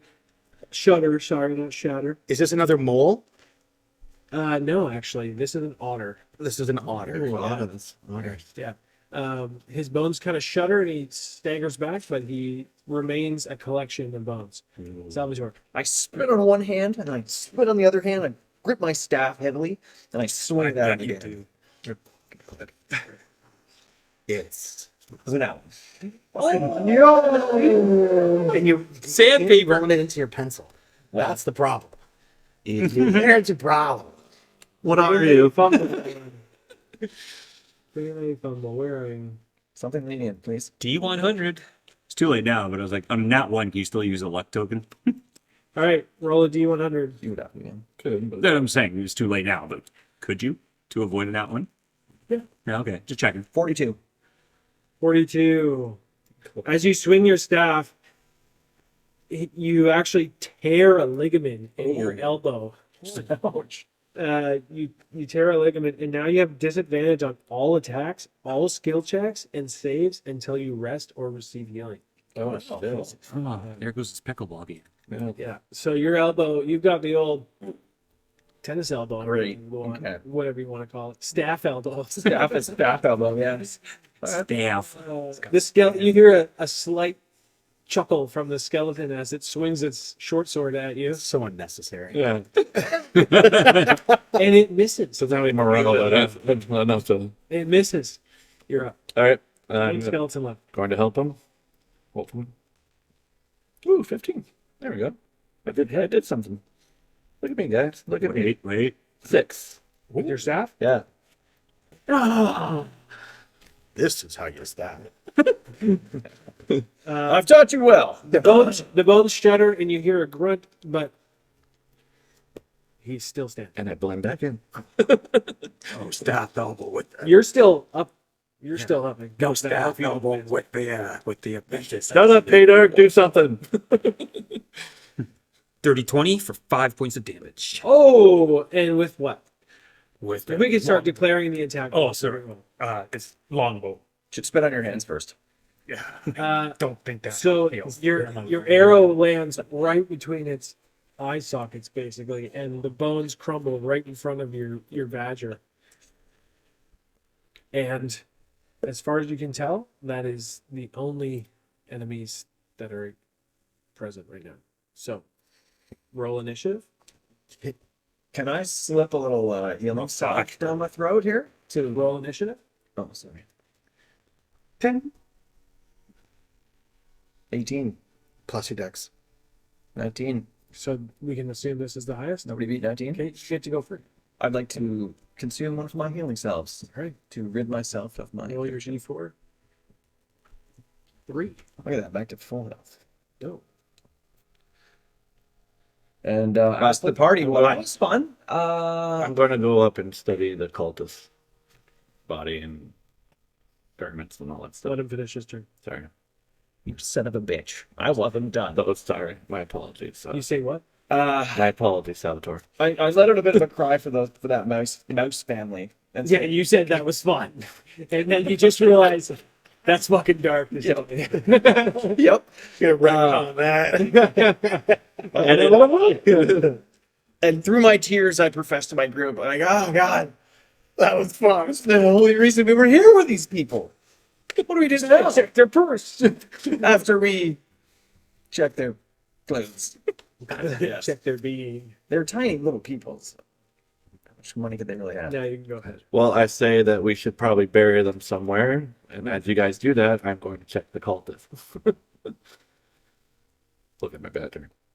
Do you want to bury the church mouse family in the Moonfall Henge? I mean, they were followers of Mendor. Yeah, I think we will. But after we go through the possession. Well, he is chaotic, so he's the. I was gonna say he's chaotic. So I would also say And I'm mercenary. resources. Yeah, I'm mercenary. I have no problem with that. I mean, they have no use for him, so I will allow you. I mean, the lawful person would probably say we should try and figure out if they have any relatives or No, there are all their kin is right here. Make rings and watches in case we should return them because they're family heirlooms. Yeah.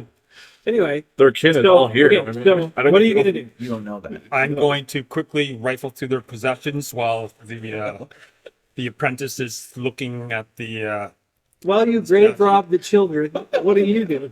You said when we came in, and I'm assuming it's getting the toys. it's getting darker because you said it was like this now. So it's, You said when we came in there were 2 torches.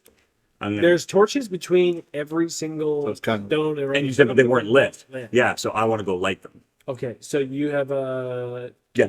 to do that. Yeah. And what you can kind of do, Benjamin Steele. you can use, you light the first one, and then you are Yeah, able you to get it out and kind of use it. So it takes you about 10 minutes to go around the entire engine. It's a pretty large Yeah. thing. So as he's doing that, what do you do? Start digging. I did ask you to. I did have make one other it thing, brave. but I wasn't sure if I was allowed to do anything else. You look like a strong guy. You can do another thing. It's just it's if when we bury the bodies, if they're going through them, I'd like to find an offering to put on the altar for the family. It could be of their own possessions because I'm neutral, but I'd like to leave an offering for them. Okay. That's honorable. Mhm. Unlike that one. Neutral, but I serve the abbey, and we promise to take them to the abbey. So my duty to them is over, but I do want to leave it with respect. Do we lawful, chaotic? Lawful. Go ahead. How Well, far is the abbey? I'm thinking like, It's about a day and a half walk, maybe 2 days.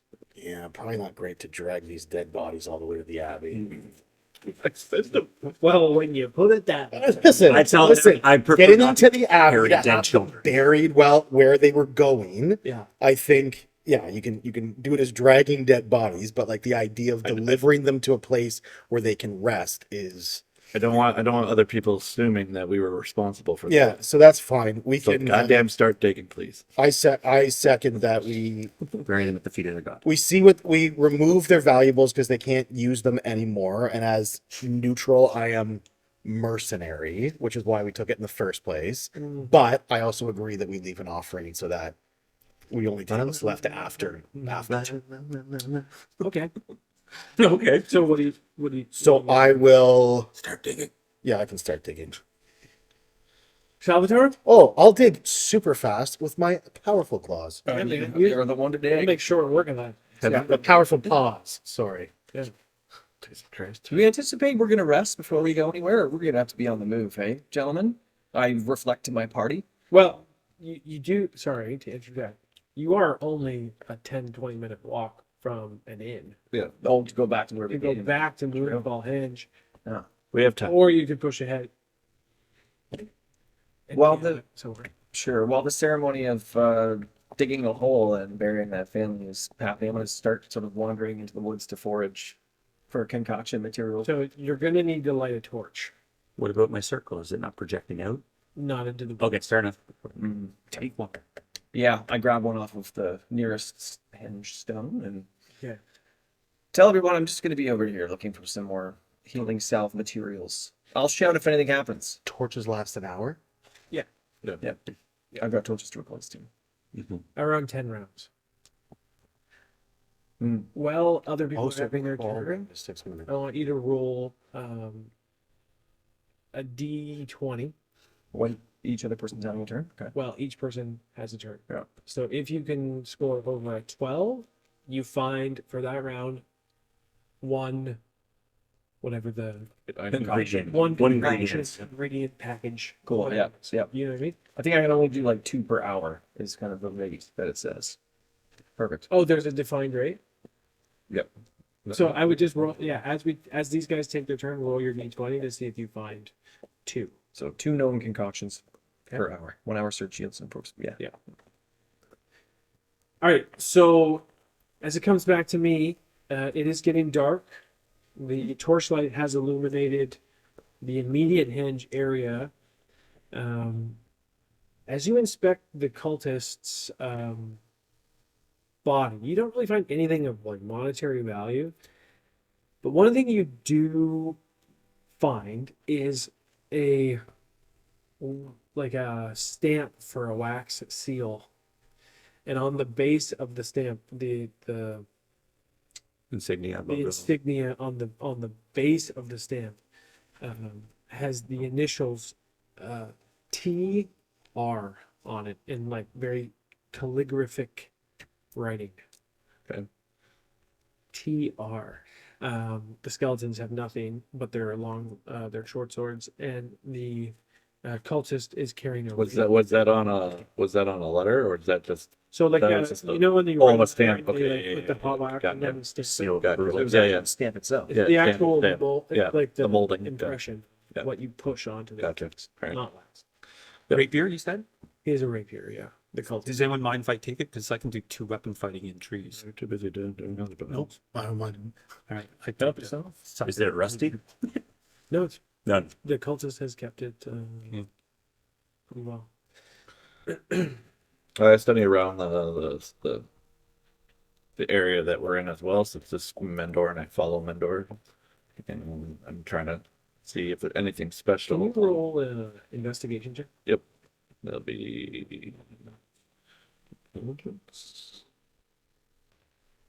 that is a 13. As you look around, you can't really see anything, but as an owl, your senses are Alkin, your senses are pretty heightened.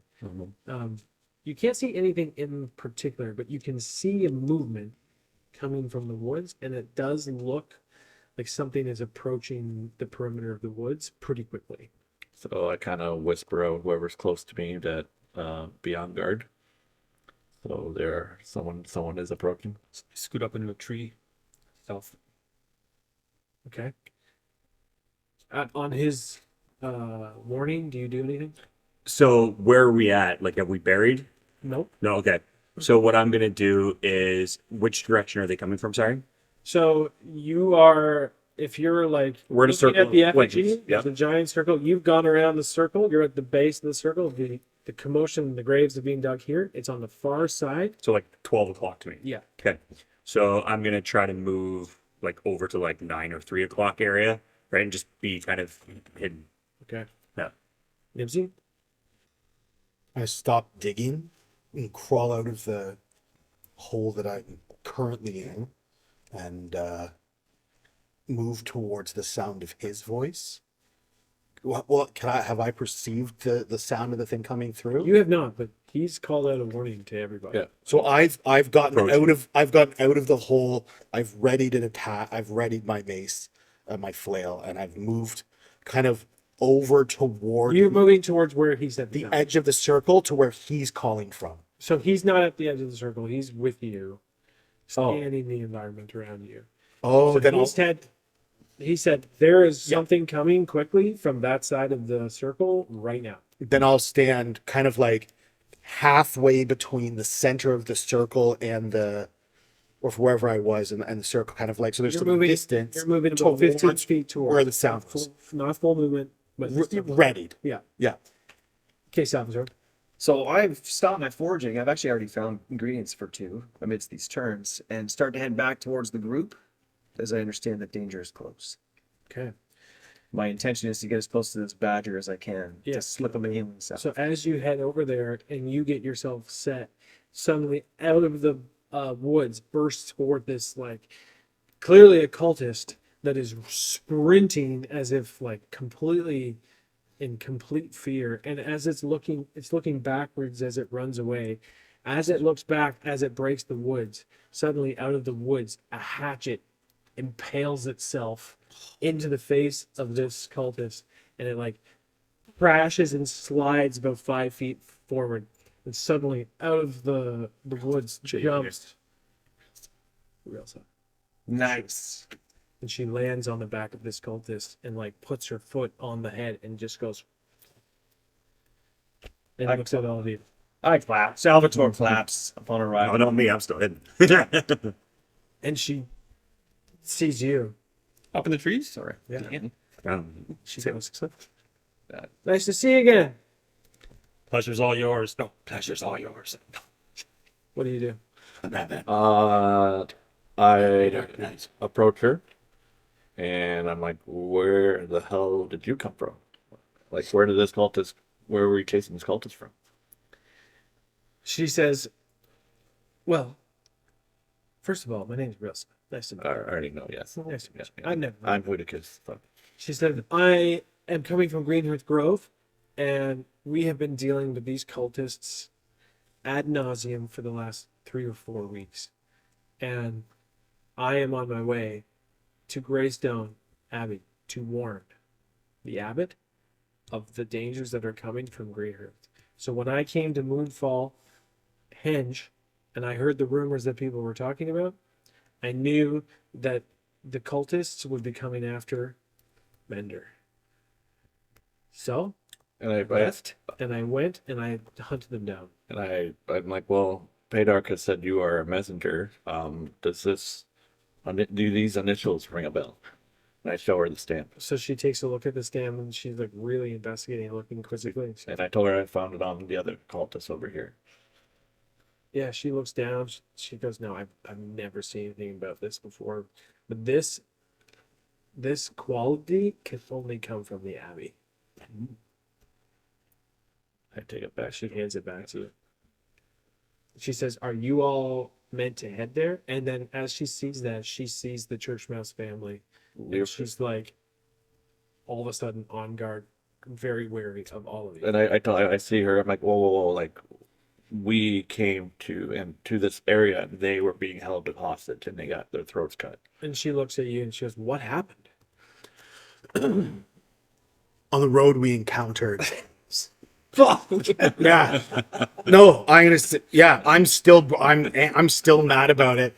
I'm still so upset. I can see it in your eyes. I was like on the road, on the way to Moonfall Henge, there was a noise in the bush.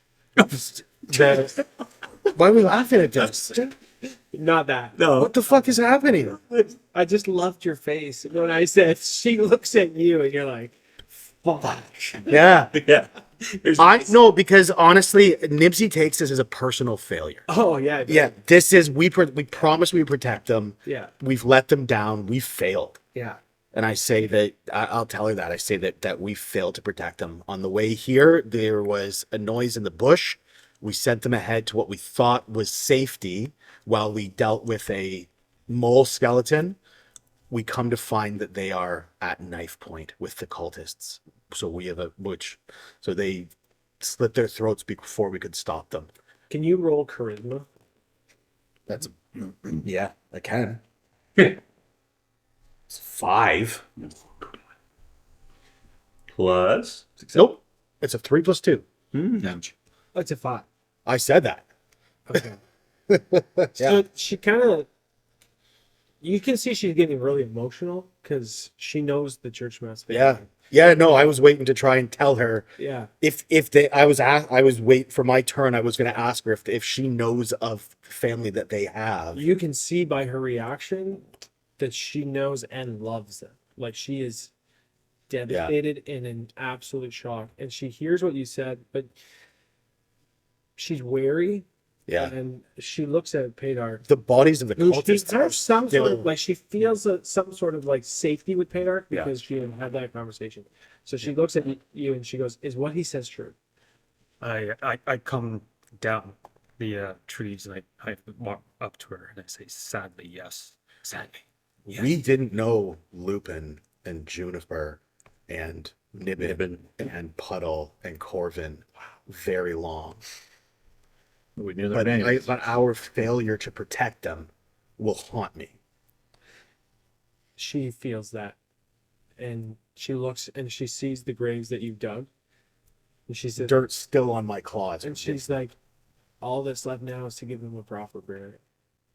As she says this, as a follower of Mender, you can see hanging from her neck, the symbol of Mender. Basically, she's got this owl insignia on this necklace, and you recall from what Tav had told you at the bar that she's very, very devout. So And she looks at you. I basically pull him and I'm like, we have the same. So Yeah. she kind of proposes that you lead this service as a sage. Not actually. I'm not gonna- Okay, good. No, make him do it. Make him do it. Make him Come on. do it. So bad. We're gathered here today I have a dream. It'll be like something out of the office. This poor bird. They're mine. We So- barely knew that. As you guys bury them, you all get a +1 to your reputation with Green Hearth Grove. You want to keep track of that? I don't even know where to keep track of that. No space. I'm also keeping track of it, so don't worry about it.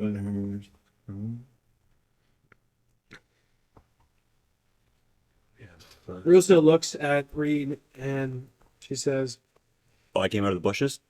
"Oh, I thought you were out with us during the ceremony." No, he was. Oh, I guess, okay, that makes sense. Once I realized that everything's unkosher, I guess. Yeah, I didn't think you'd stay in. So she looks at Reed and she says, Would you and your party accept me to travel with you from here until Greystone?" I say yeah, because she would know me from Greystone. Yeah. Yeah, so absolutely. We, whatever. She makes the suggestion that the best course of action for everyone's safety at this point Just go is to back. head back to the inn. Yeah. Sounds like a move. Yeah. While we go back to the end, I want to ask her about these things that she's hunted. Like, Okay, go ahead. Yeah. What has she heard, and how many of these cultists or skeletons has she come across herself? So she says, well, about 5 weeks ago, 6 weeks ago, we started to notice that things were changing in Greenhurst Grove. People were going missing. Strange stories started to surface about skeletons and zombies and these creatures that no one could really see who they were with their huge robes and hoods, stealing people. Shortly after that, our trees that our houses are built in started to become corrupted. It affected pretty much every aspect of our life. And so the leadership of Greenhurst Grove organized a militia. We're generally a very peaceful people. He organized a militia. And our job was to go through the surrounding woods and find These the root of abominations. the root of this cause, basically. So she kind of explains to you that she has spent the last 3-4 weeks fighting against these cultists and also delivering messages to the abbot of Greywall so that he's aware of the developments that are happening not that far away, 4 or 5 days walk away from Greystone Abbey. And Greystone Abbey, to their part, has been sending some of their militia to Greenhurst to help with the So having grown up in the Abbey and been around the whole time, does any of this, can I do like a history or a wisdom check of any Sure. knowledge? Yeah, what do you want to know? You just ask me and I'll tell you. Okay. So I would want to know if this sounds like any stories or returning of the power or something that's happened before. Yeah, great question. No. So basically, the short answer is no. The So long nothing- answer is there's in the land that you're in, there's always been a struggle between good and evil. Yep. And there's always been one or two entities that come forward that bring these cultists or beings that can raise the dead with them. But it's not giving you Nothing like a childhood tale, nothing like No. a history story or a warning. Yeah. you would know you would have a familiar knowledge of the founding of Greystone Abbey, which we can get into. It's important. So that you know of this great mythical warrior, like a King Arthur, like And we're doing this while walking. yeah. Okay. You're heading back to the town. If not, I was going to say we'll wait till the end. But yeah. You're gonna have to know this at some point. Exactly. Yeah. There's this great mythical warrior who's like a King Arthur type character named Martinus.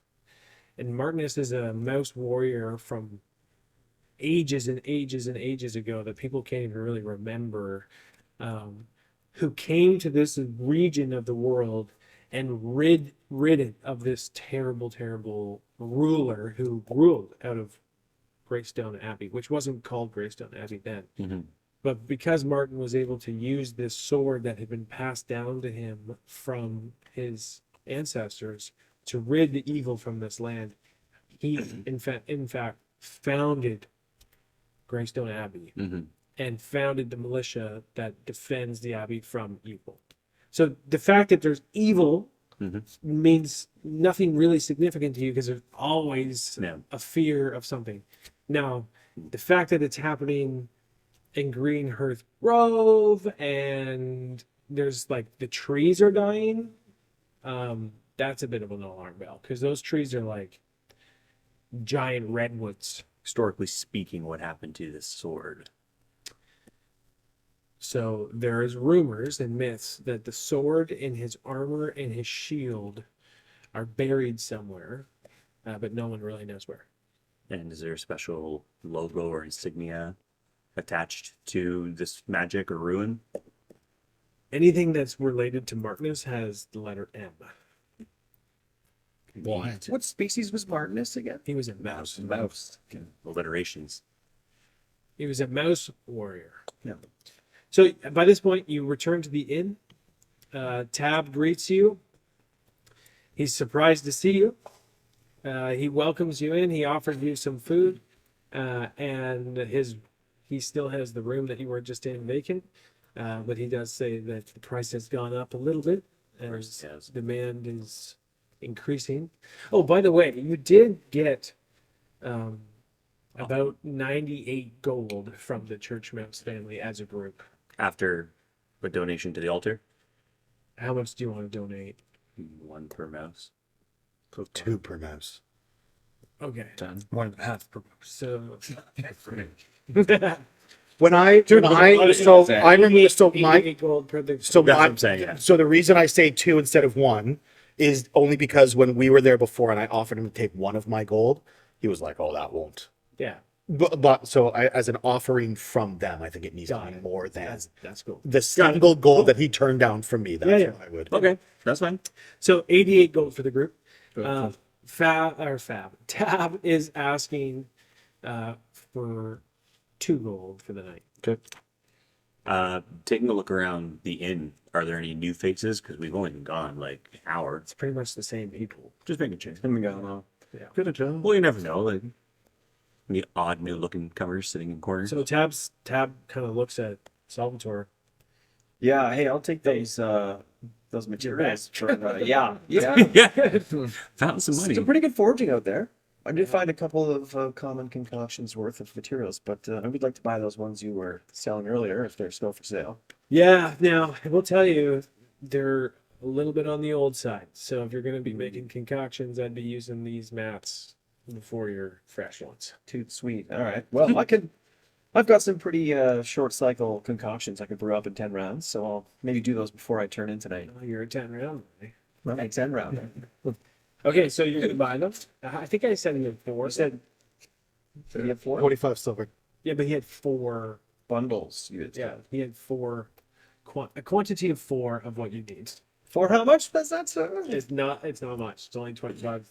Okay, so it's 2.5 gold. Yeah. Can we take that off the title? Yep. The total? 'Cause- That's okay. Go off. Gold then, yeah, for all of it. Well, was it 25 silvers worth in total for No, 4 each. ingredients, or is Not it? each. Oh, Did I not say each. each? Not each. I was Oh, Yeah, That's all so of them. so 4 yeah. concoctions worth for 25 silver. 25 silver. Perfect. Okay. Yeah. Or 2.5 gold. Yep. I got you.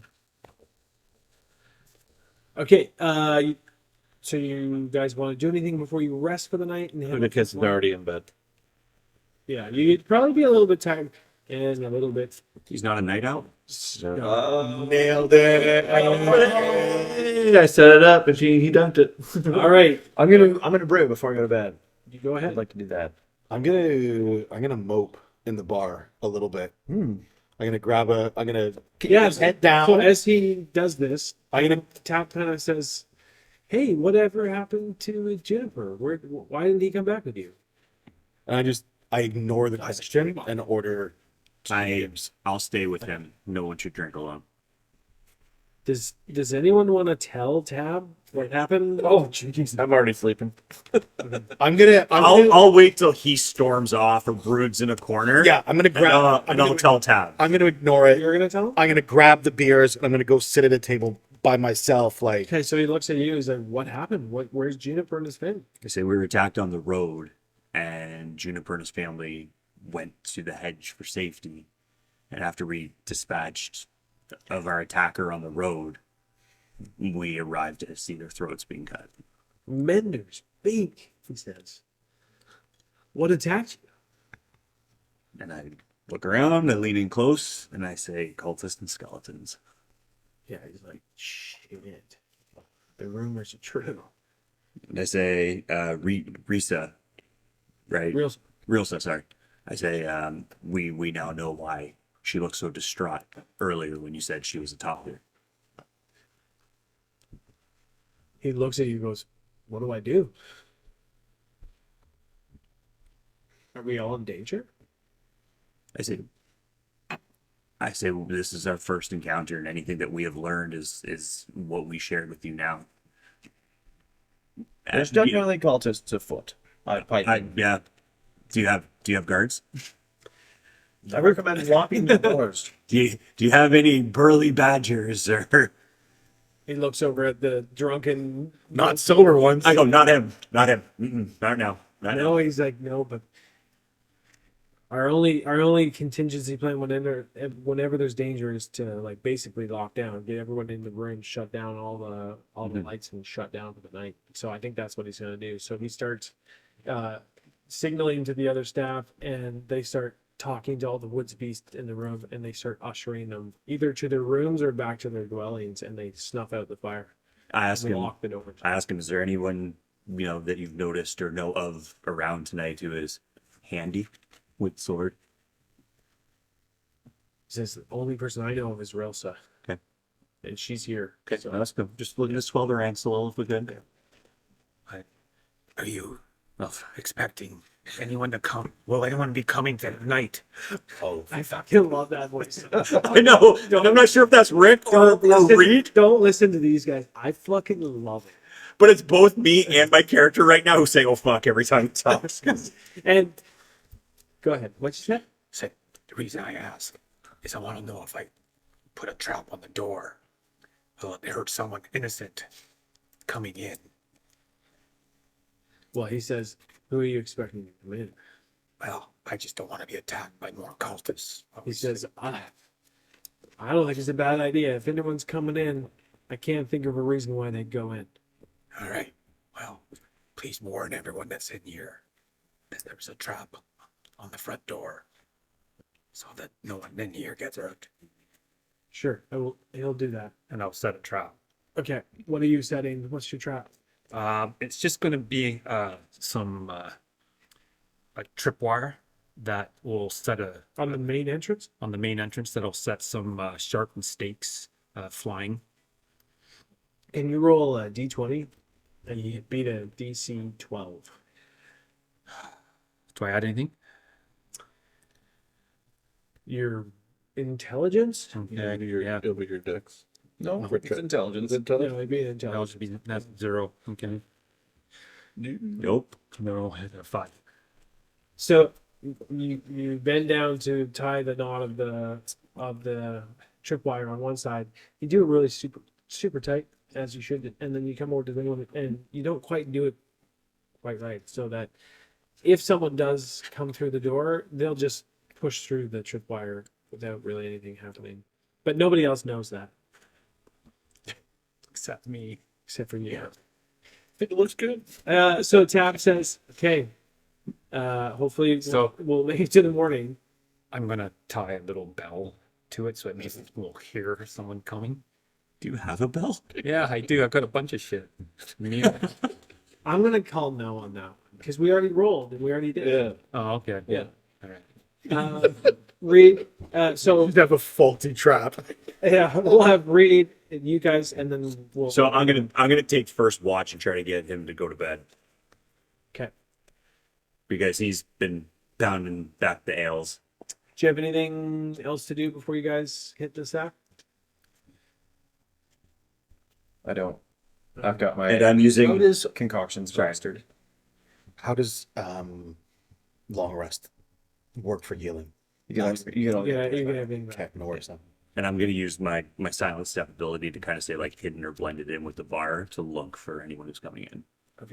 As I You're on mentioned, first watch. I Yeah, mentioned take I first can watch. help with the watch as well. Yeah. So first, second, How many watches? 8 hours for long yeah, rest. 8 so hours four. for long. Yeah, 4 watches. 4 watches. I'll take 4. There's a 1, 2. I need 3. I'll take 3. I've already made a nest out of everyone. Yeah, all others down. With all's gold. Hey, that's okay. Safe. You all wake up in the morning, Breakfast. totally fine. Everyone's healthy, and you come down the stairs, and Tab's happy and waiting for you eagerly. Do you linger, or Rilsa's down there as well, kind of waiting for you, or do you head out? I say we make our way to the Abbey. I talked to Realsa and say, what do you want to do? We follow your lead. She's quite eager to go. Then we go. Okay, wait. let me do my trap. Do it. You just open the door and nothing happens. Let me undo No, we it. had to see someone else walk in, like, Effective trap. Yeah, you're gonna undo it. 3 people have already entered this morning before you woke up. the workers aren't tapped. The workers already came in and opened the place. Collecting the materials, though. Smart move.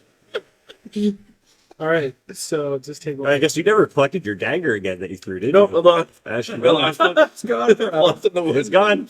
We still want to push. Oh. Like, Too late, you you passed passed all the the way to the vote? Like, what am I doing it? Except there might be 5. Grace done. Grace done. I didn't realize we were doing voices. I should Have have. you never heard of take one, pass it on, you dumbasses? Yeah, down the side that like you do. We did. Rick got it. Then it just stopped coming. Listen. Didn't get it. So now it's your other side. It says ass in my name twice. You have 2 hands, you idiot. It says ass in my name twice for a reason, guys. So your travel to Greystone Abbey happens totally fine. You get to Greystone Abbey. So on your way to Greystone, you do pass the intersection of 2 rivers. I don't know if you have the The map. the hex map in front of you. This would be So just below, Flint's Watch and the Little Silver River. perhaps? yes. Well, Greystone Abbey's actually at the fork of. Yes, so Greystone Abbey is just north of the fork of those. Little's got over. So as you enter into the Greystone Abbey hex, you see how there's a hex around it? Mm-hmm. So Moonfall Henge is in the fork hex. So you now know that hex. Okay, so that is a short travel through that hex. Just to the south. Just to- to the south of Greystone Abbey. This is the one I'm looking at right here. This one right here. You now That's it. know that hex. So you have easy travel through that hex. Neat. Cool.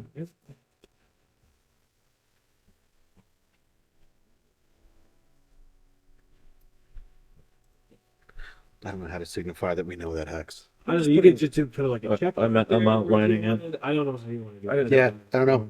The hexes are super faint, so I feel like even checks are just like I have a bunch of checks here.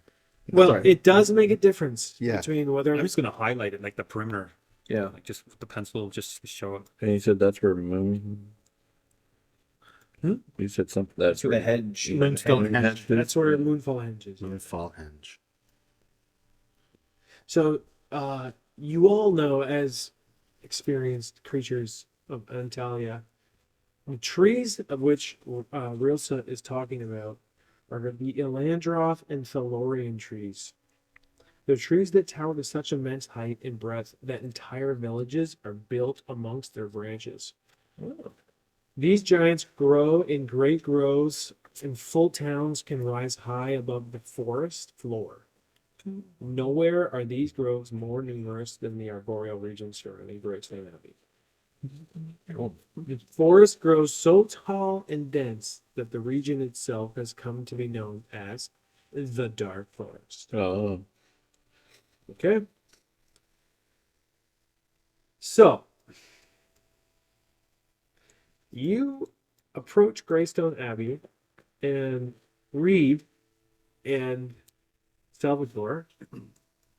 No, because those are the 2 that grew up in the Abbey, correct? Yeah. Yeah. You guys know, actually, everybody knows, because Greystone Abbey is so dominant in this region of the world, that is known as both a sanctuary and a symbol. It's a stone-walled refuge built generations ago by woodland folk who sought peace between the mountains and the endless green. Having had Martinus the warrior free the region of evil, its bell tower rises from the foothills like a watchful sentinel, its gray walls weathered smooth by rain and wind. From its terraces, one can see the bustling village that lies just outside its walls, and the rolling highlands that transition to thick ancient woods that locals call the Dark Forest. From afar, as you approach, the abbey seems timeless, but within its walls, age and duty weigh heavily. The community is small but tightly knit, bound by tradition, faith, and the rhythm of the land. Reed and Salvatore have several relationships with many of the people in the abbey. 3 of your party, as you approach, have never been there before. Hudicus, Yes. Padarch, Oh. Nimsi, do you want to know anything about the abbey from your party members before you get there? Before you enter the abbey? No, nothing that comes to mind. Any trying to think here. Has anything bad ever happened here? Has there ever been corruption here or anything in the abbey while you guys served? So you don't know of any major damage or corruption. There has been, Not sure. Is there? so there has been over the time, 2 or 3 main sieges of Redwall Abbey. One by this Greystone Abbey? Greystone, sorry. Well, I knew that was going to happen at least once today. That's all right. You're doing pretty good so far. Yeah, Greystone. One was by this giant rat warrior who had a horde of rat army called Clooney the Scourge. That's one of like the big battles that Greystone Abbey has withstood. Is he from Drakenheim? He is not. Okay. So we had that giant rat fucker there The too. Rat Prince. So there's been a bunch of conflict at Greystone, but nothing like you have encountered at this Is point. there any certain practices or rituals that we need to know about Yeah. while we're here? I want to know about the similar to that, which Yeah. is why I'm going to chime in here. Like, Just we have to take our hat off somewhere. yeah, I want to know about the abbot and the people who are currently presiding, or what the kind of the mood is. Are they traditional? Are they progressive? Are we walking into like? I know that they've opened their doors and they're welcoming people for the feast, but what's the kind of expectation of behavior while we're there? Are they kind of like pious and devout, or a little bit more relaxed and progressive? Yeah, it's behavior. So Railsa kind of chuckled at that as she hears you ask the question, because she also knows what's. Yes. She's also very familiar with What's the what? abbot. She said, Abbot Christopher is the best abbot that Greystone has experienced. He's an honorable, retired war monk. He's a weathered mouse. He's an old mouse, but his voice is like lightning, and his eyes are like blue as the sky. Oh. Do we detect him? He's a great man. He's a great man. Now, the Abbey as a whole, Reed kind of explains to you that what Greystone Abbey is known for throughout the community is that no matter what background you have, if you're injured or hungry or just hard on your luck, there's a spot for you at Greystone Abbey. This place is a beacon of hope and prosperity. The woods beasts that live and reside and work in the Abbey are honorable, upstanding, and accepting beasts. They are traditional, they're rooted in tradition, they're devout followers of Mendor. They honor Mendor, but they also honor other gods as well. But they're not strict about how you behave or how you dress. They're very welcoming. They're peaceful creatures. They do have a militia, but the militia is not actively seeking conflict. It's just there to defend the abbey. Will I be able to confess my failures and the sins to Kalmadin at this place? Is that one of the gods that they honor here? Yes. Okay. Yeah. There is a space for all gods here. You should really see the chapel. It's quite impressive. It is quite nice. I will. Okay. So as you get to the gates of the abbey, you're greeted at the gate by an ancient nurse by the name of Methuselah. And he's the gatekeeper. And already you can tell from the demeanor of Methuselah as the influx of visitors approaches, that he's this kindly old mouse as he welcomes people. He's not even really checking anybody's security identities or anything. He's just basically waving people in. As you approach him, you hear him welcoming people. You hear him directing them to where they can go. And as you approach the gatehouse, you see a town surrounding this abbey that's just kind of been built up as the business has approached. What do you say to Methuselah? I greet him as an old friend. Yeah, he's Reed, you're back. It's been so long. It's been so long. You know, what brings you back? I said, well, we've come back for the festival and to bring grave news from the road. He kind of scowled and goes, "Grave news. It's the Abbot Inn. That's got to go to Abbot Christopher for sure." Unfortunately, he's very tied up right now with all the preparations. He says, "Will you?" And he recognizes you as well, Salvatore. Will you be staying in the dormitory, or will you be staying in the inn in the town? Is that the guest house? Reed, if you look at the Dormitory, very yeah. top, there's a dormitory. Yep. Reed and Salvatore would have spaces. That's what I was gonna say. Is it big enough for everyone? Pond, though, I think, isn't it? Yeah. This is the plan. Yeah. Yeah. Marsh. I'm like under the Abbey. There's a pond up top. Yeah. So Yeah, I'm both of staying you in would the- have spaces, and they could make room. For Yeah. So I would say we would stay at the dormitory, but we will be popping by because our throats are dusty. He says, "Well, the feast, as you know, is in 3 days' time, but you could always head up the kitchen. There's always a pie being baked or a stew being stewed, and lots of autumn ale for you to drink. So Yeah. I think we'd like to hit the inn just to see which other visitors have arrived for the festival. yes. Well, then that will be in the town. That will be in the town. If you wish to go down to the inn in the town, you can head into the town. If not, you are more than welcome in the abbey. So everybody roll What? initiative. Can I just ask him to take word to the abbot that we've arrived and wish to meet with him? He agrees to send word. They It's out of the way. 11 here, someone beat me, though, I'm sure. 12. Natural one. Oh, I got one of those as well. We each got one. I'm happy to get it out now instead of. So you're the highest. I got 12. Oh, I thought you were 12. Okay, go ahead. What do you want to do? Where do you want to go? What do you want to do? I'd like to go to the library. The scriptorium there. Nerd.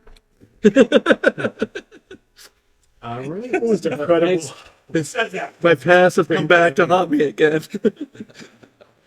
It's just below the dormitory there. So. Okay, so as you get to the library, you're greeted with it's a long chamber with tons of comfortable chairs and desks, where the Abbey recorder keeps records and tomes of lore, wills, and parchment. Are you looking to study? Yes, I'm looking to study and learn. So I basically sit myself in one of those couches and tell the party, like, let me know when I'm needed. So in the library, you see another owl folk. Oh. Um, I introduce myself. he agrees to you, and he says his name is Master Bumo. Mr. And he tells you he's the lore master and sage of the abbey, and he really is enjoying. You can tell that he's really enjoying that you're here to talk to him, as he's speaking very slowly, and he's droning on a little bit. And as he's talking, his eyes are getting heavy. And he actually starts falling asleep. He starts to fall asleep as he's speaking to you. At the end of his talk, he is asleep. Fast asleep. Oh, this is so good to be. Yeah. Welcome to the library. What are you looking? He asks you before he falls. I want to learn more about the warrior, the mouse warrior. Martinez. Yes. Martinez. Like learn So about. he bids that you come with him. Okay. He takes you. They sleepwalks. Yeah. Yeah. He takes you through. Where is the library? Like below the bottom left, or just below the dormitory there on the left. Yeah, left of the So infirmary. he takes you to the great hall, and on the in the Great Hall is obviously tons and tons of tables, but at the very top, above the main entrance, as you look, is a giant tapestry, woven tapestry of this battle scene of what's clearly Martinus the warrior, dressed in this giant armor chest piece with a huge shield and this long broadsword that's gleaming, and he's winning. It's the victory over this great evil, and you see that he is fighting against a raven folk. And so he explains to you that this is the final battle. This is the final battle that they want, that Martinus won to help them rid this area of this great evil, and that they built this abbey, and that Martinus changed his ways when they built the abbey to be a pacifist. Basically, he said the foundation of the abbey was that they would be a defensive. They would have a defensive militia only, and that they would honor the gods, and they would help anyone who needed medical attention, food, etc., etc., etc. And then what about your? Do you have any books on or anything about magic at all? He said we have tons of books on magic, but before he nods off for good, he does say something to you as he goes, quite sleepy. He says, "Yes, those are the days of conflict. I've heard talk about the abbot recruiting folk for going to glean her. Sounds dangerous to me." Like disinterestedly, he kind of walks back to the library. He goes, "It's a rumor, of course." Like he is going to fight something, or he's constantly going there to recruit. I haven't seen. He says I haven't seen him go, but the word amongst the folk in the abbey is that he's recruiting people to go. Okay. Yeah. So we know that though from Realsa. You know that Rilsa is on her way to tell him how bad it is, but that she has been in constant communication with him, and that he has been sending parts of. Yeah, that's what I mean. So we knew that there were already Yeah, notions. this is not brand new information. No, just confirming. Okay. Wait, sorry, I might not even be I'm there. going to Sorry. leave you there. Okay. And, Paydar, what do you get? I think the rest of us should go carouse at the inn. That sounds good to me. Salvador pipes in. That's where I said where I wanted to go. So the rest of you are going to the town, Greystone Village. No, I go to the chapel. You're going to go to. Okay, so you three are going to go to the village. Yes. Yeah. Okay, as you enter the inn, the inn is called the Boar's Quill, and it is a bustling and excited place. Is this outside the abbey This walls? is outside the abbey wall. Okay. Yeah. I keep looking for the inn on the abbey. I'm like, I don't see it. Yeah, there's no it's in Under the vegetable garden. It's this little At speakeasy. the bar, you see a plump hedgehog female dishing out pints of autumn ale and Salvatore's a chubby chaser. a crew of shrew and mice employees that are darting back and forth the tables, delivering food and drink to the. And as you enter, you and her lock eyes. Woo! And she kind of gives you an inviting, like, look. I immediately approach. Awesome. Yeah. And she says, "Welcome to the Boar's Quill. What can I get you?" Wow. Oh boy. What's your finest ale on tap? What's wet?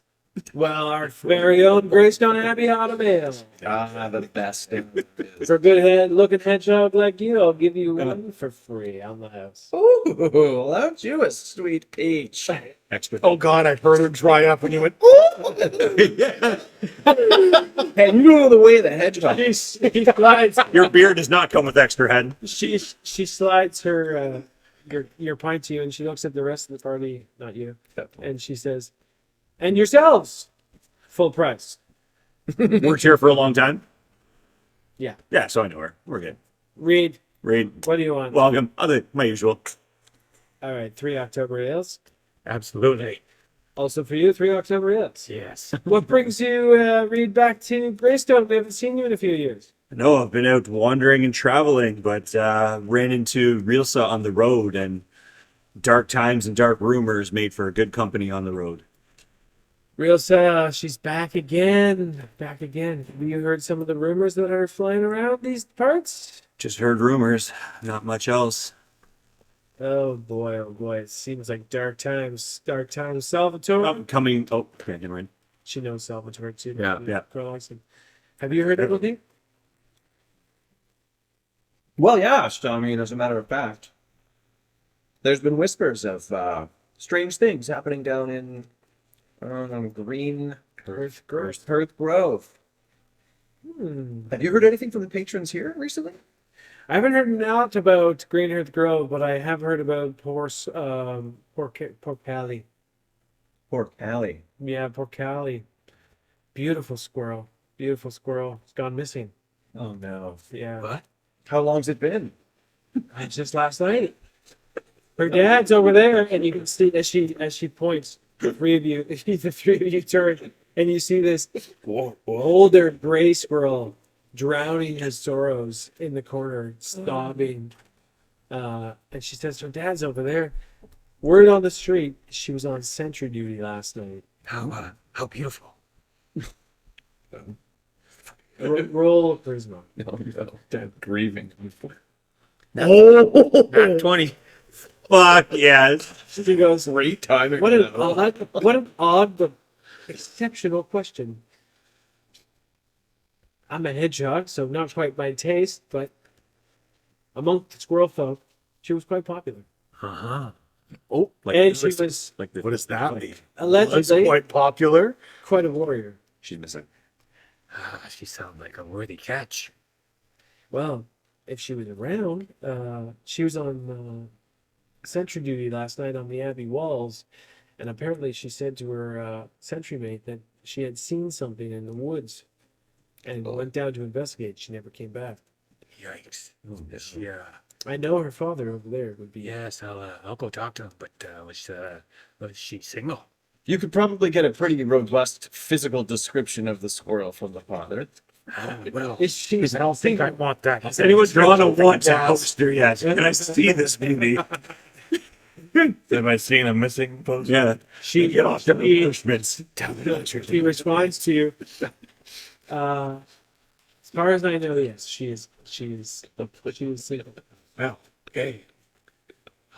His acorns are so I swollen. could introduce myself to our father. Acorns are fully right. And she says, Reed, you know you need to check in at the militia barracks. You can't be gone for as long as you got. You know he's looking for you. After a drink, I promise I'll go. Don't worry.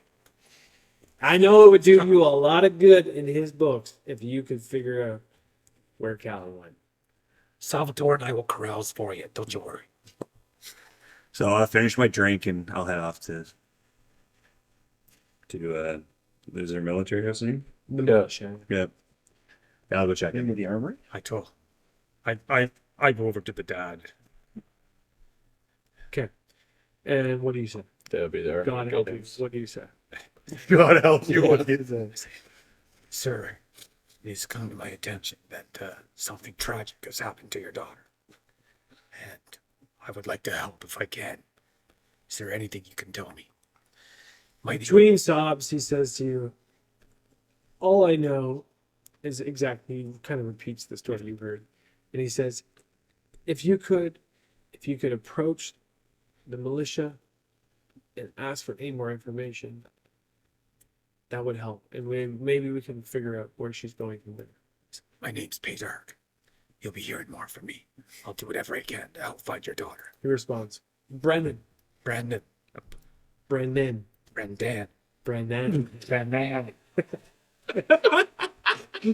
This can't. I want to hear that back. This fucking can't be real. Brendan. Brendan. I would like to be the other companion. I would like to be the other companions on the book at the table next door. Like, Christ, what the name? Right. Brennan. Names. Brennan. Thanks, Bradley. We're gonna leave you guys in the. See you later, Brentley. We're gonna go to the chapel. Nibsy, what are you doing in the chapel? It depends on how much of this you actually want to go through. We can pick it up after I've gone to the chapel to commune, to confess, to kind of lighten my burden with my god, Calmatin. That's like the god of war or whatever. So I kind of like confess the failure and I want to get it off my chest. And so when I rejoin after the chapel, I'm going to come back and I want to rejoin my group in the bar.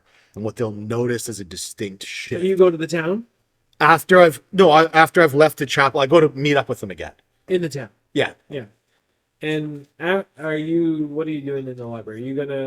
I would have met up with him You're gonna go afterwards. Yeah, back with I would have waited until he was done his. Yeah, so I'll Okay, come so- back out of the chapel to meet in the great hall, but I'll come out different. And so the sadness and the frustration that I felt at failing will now have like crystallized into more of like a, like determination I make the comment. vengeance. to vengeance to not let that happen again. So they've like sworn against the evils in the forest to avenge that. Awesome. So when you come into the great hall, you run into Hoodigans. Yeah. And I make a comment like, well, it seems like the weight is off your shoulders a little bit. Because they come at it and has unburdened me by giving me a path to redemption. So you both know that these guys are going to be at the inn. Did you both decide to go together? Yeah. Yeah. As you enter the inn, Reed and Salvatore are enjoying their beverages. My and name's Hadar is just returning from his conversation. I was leaving because I drank my beer and then I'm gonna go check in. So you're going ahead to the militia. Yeah. We'll run into you in the door, like on the way out, in the Yeah. kind of the threshold, and And then we So- come in. We come in. Do you know that he's going to the militia? It's a BRB. Only if he told me. No, I just told the barkeep. He already Yeah, walked yeah. off. So now I don't know. Okay. We would come in him. So she goes, they need to see you. So I drink my beer and say after I finish my drink. You would know. Yeah. I would know. You know he's going to the militia. if we ran into him in the threshold, would you tell us where you're going? Yeah, I'd be like, go have a drink. I'll be back. I need to check in at the militia. You guys know this is my hometown. This is my turf. I'm gonna go with you. Sure. So as you enter and come sit with Salvatore, you Yeah. come back and what do you do? I tell him what the dad said, and I think we should. I think we should try to find this poor young woman and give her Seems like you were right. help me. Helps me give. Seems like you were writing a name on a piece of paper. What's the name we're looking for? Her name's Callie. What was your dad's name?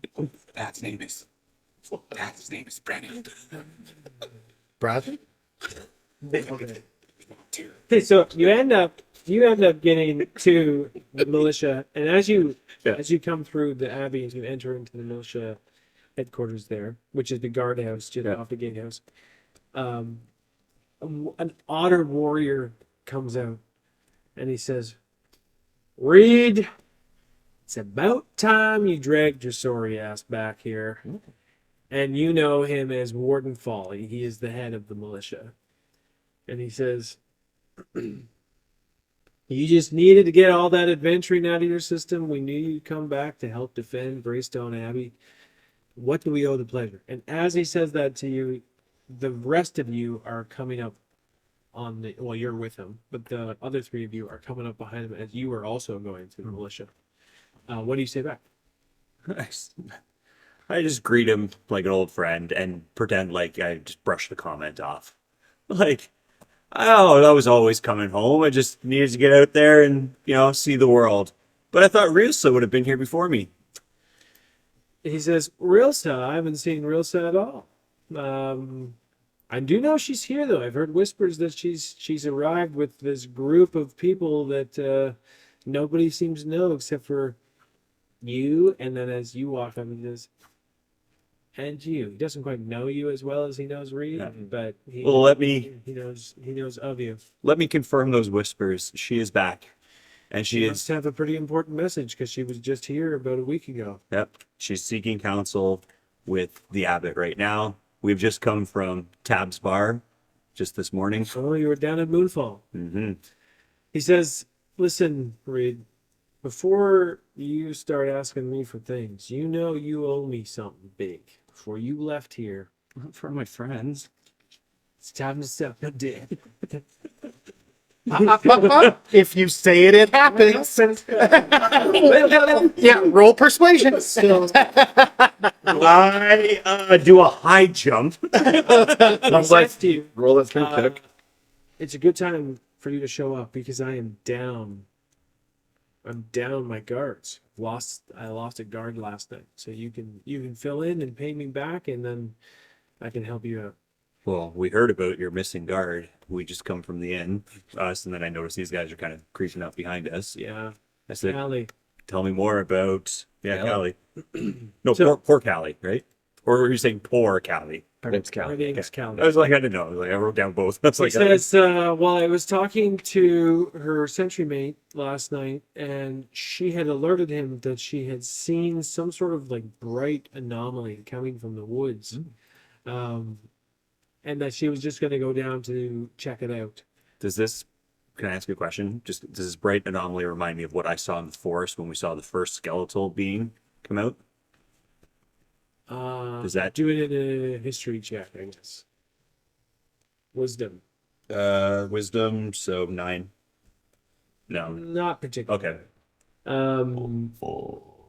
So all they know is that she went out into the woods and has not returned for well over 12 hours now. Is that squad mate still here somewhere? Well, that's, We can talk to him. Yeah, he is. So he basically turns around and beckons for him, and out walks this field mouse. And Folly says, "Here he is. What do you want to ask him?" before I do it, do I recognize him? Yeah, you would know him. Okay. Yeah, you would know him. Okay. So I'm gonna ask him first thing. First thing I'll say is I'm sorry for the loss. Like your loss of your squad mate Callie. We're trying to get answers. We've met with her father, Brendan. Yeah, he's like he's clearly upset, and he's like honestly, I don't know what else to say. And he's shook, and he's like, we've been seeing these things in the woods as we walk along the walls for days. It's almost like someone's trying to send a message with some sort of bright thing that shows up and disappears and shows up and disappears. And most of us ignore it, but Callie it's been bothering her the most. And last night, finally, her curiosity just got the best of her, and she wanted to go investigate it. I told her not to go. It wasn't safe, but there was no convincing her. And you didn't go with her? Yeah. I don't know about is he talking to him or I? You would know that Yeah. the orders are for them to not leave the wall. Yeah. So I want to do a perception check on whether I believe this story or not. Yeah. Perception would be intelligence or wisdom. Intelligence. I think it's intelligence. Perception's wisdom. Is it Sorry, wisdom? it is. Yeah. Yeah. Wisdom. Okay, so that's a 14. You could tell he's not on. Not lying, in case he was on it. Okay, by this. Then I'm going to ask him, why so fascinated? If you've all seen it, what was Callie? Was she talking about it in between? Was she looking it up in the library? Was she asking questions about it? It was more not a fascination. It was more of it annoyed her more than most people. It was distracting for her.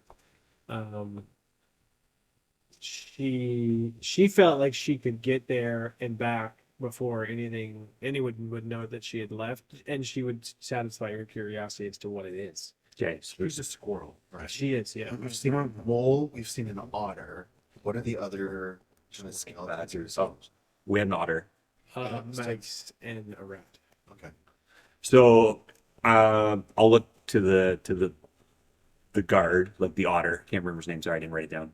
I didn't tell you his name because I don't have a name for him. Oh, okay, cool. Yeah. And I'm gonna ask him. I'd like, so, are you calling in a debt for me to go and find Callie? Oh, Folly, the leader? Yeah. He says, we would be very grateful if you were able to find Callie. I Okay. have a scout, and I think it would be helpful. And Which I need, direction was she last seen it? and I need him Who's him? when we're talking. Oh, the to. guard. Yep.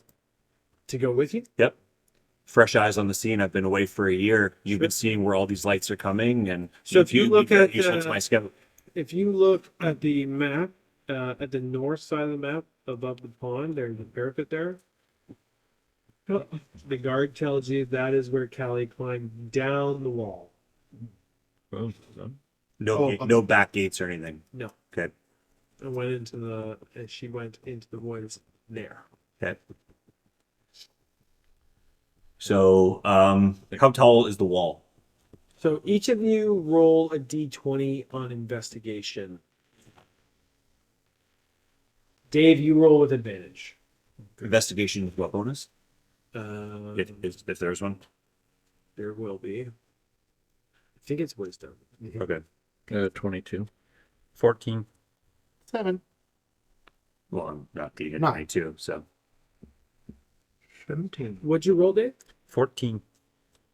What'd you roll? 17. 22 here. So you guys see anyone who rolled above a 12 will see clearly tracks that lead from the base of the wall into the woods, and it's very obvious to you that Callie did not do any work to hide her tracks. Took off. Smart. That sounds like a I say we gotta head into the Smart woods. squirrel. track that we can follow. Mm-hmm. Let's start Okay. following. What time of day is it right now? Mid-morning. So right now it's around lunch. Yeah. Yeah. So what I would say is,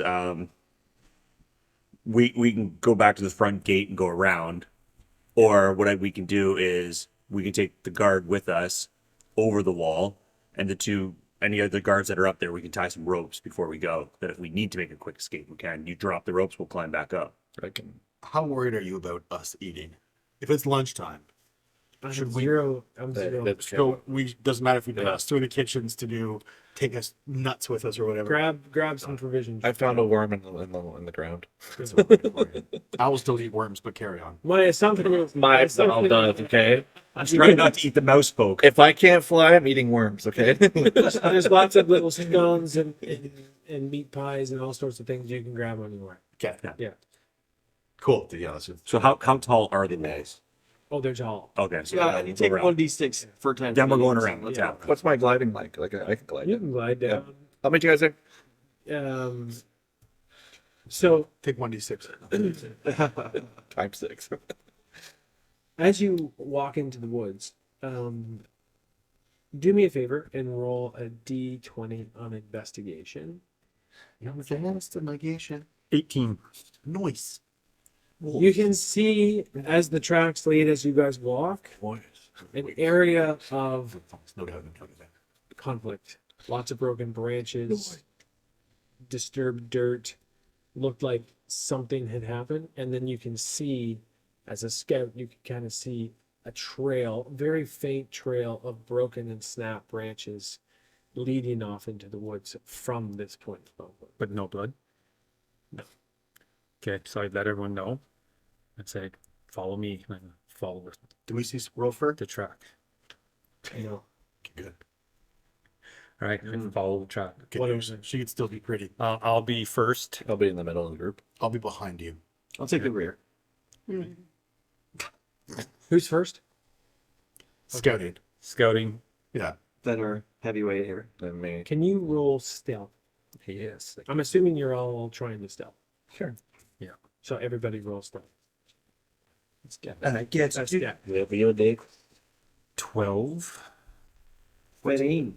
14. So It says they Dave, got a talent, but it says Dave talent, but needs it to doesn't. beat a 9, Yeah, I and did. the rest of you need to beat a 14. I got a 14. 14 or over. Right? I got a 14. I got 14. I did it. 15. Dave, as you walk through this slight path, you smell campfire. I stop and I turn to Maybe best just sniff them. and let them know. And Shut up. So do you tell them? Do you sign to them? I signed. I'm just like, it's like, mime a fire and the smell and do that sort of thing. You are surrounded by Friends. 30 to 40 feet trees. Okay. I point at myself. I say I'm going up to the trees, and I tell them 15 feet ahead of them. Show me the signs. Okay. So roll stealth for going up the tree. Now it's a DC 12. Okay, 19. Yeah. No, 18. No, 19. So you get to the top of the tree, Mhm. and this is what you see. About 60 feet in front of you is a small clearing, and you can see that there's been a makeshift A-frame structure built, and hanging from the A-frame by its tail is a half-skinned squirrel. The skin is hanging, it's being flayed, and you can tell by the movement of the squirrel that it's alive. And around this A-frame are 3 of the cultists that you know from your Moonfall Henge experience. That is all you see. Okay. I go back down. Roll for stealth. DC 12. 17. Okay. You make it. You are rolling very well. Yeah. No doubt. Okay. Okay, you make it back down. You are within 60 feet of this game. Okay. So with a stick, I draw on the ground like 3 X's, and my cultist with the hood, that sort of thing, and then I pull like my tail, like McGee, and I say like I try to mine. I whisper. I whisper to my companion. I'm like I'm not gonna whisper because I'm afraid there's. I think there's more than just them around. So 60 feet. and so I pull out my longbow and mine them You back ahead. and go Did you guys follow? Yep. Everybody roll stealth. Nice. So DC 14 for you guys, DC 9 for you. Dirty 20. So dirty 20. 7. 14. Because I get to roll with advantage, so. Okay, goddamn. 14. 15. Okay. So it's a moot point anyway, because the leader of your little entourage here accidentally steps on a dead cat branch. Did you say cat? And it snaps. And dead. As that happens, you all freeze. Fireball. Dead story. And unbeknownst to most of you, except for Dave at the front, you see a sudden stop in movement. And you hear a commotion. Everybody roll initiative. Darn it. Oh, good God. 16. That's the highest I'm aware of. 16? 12.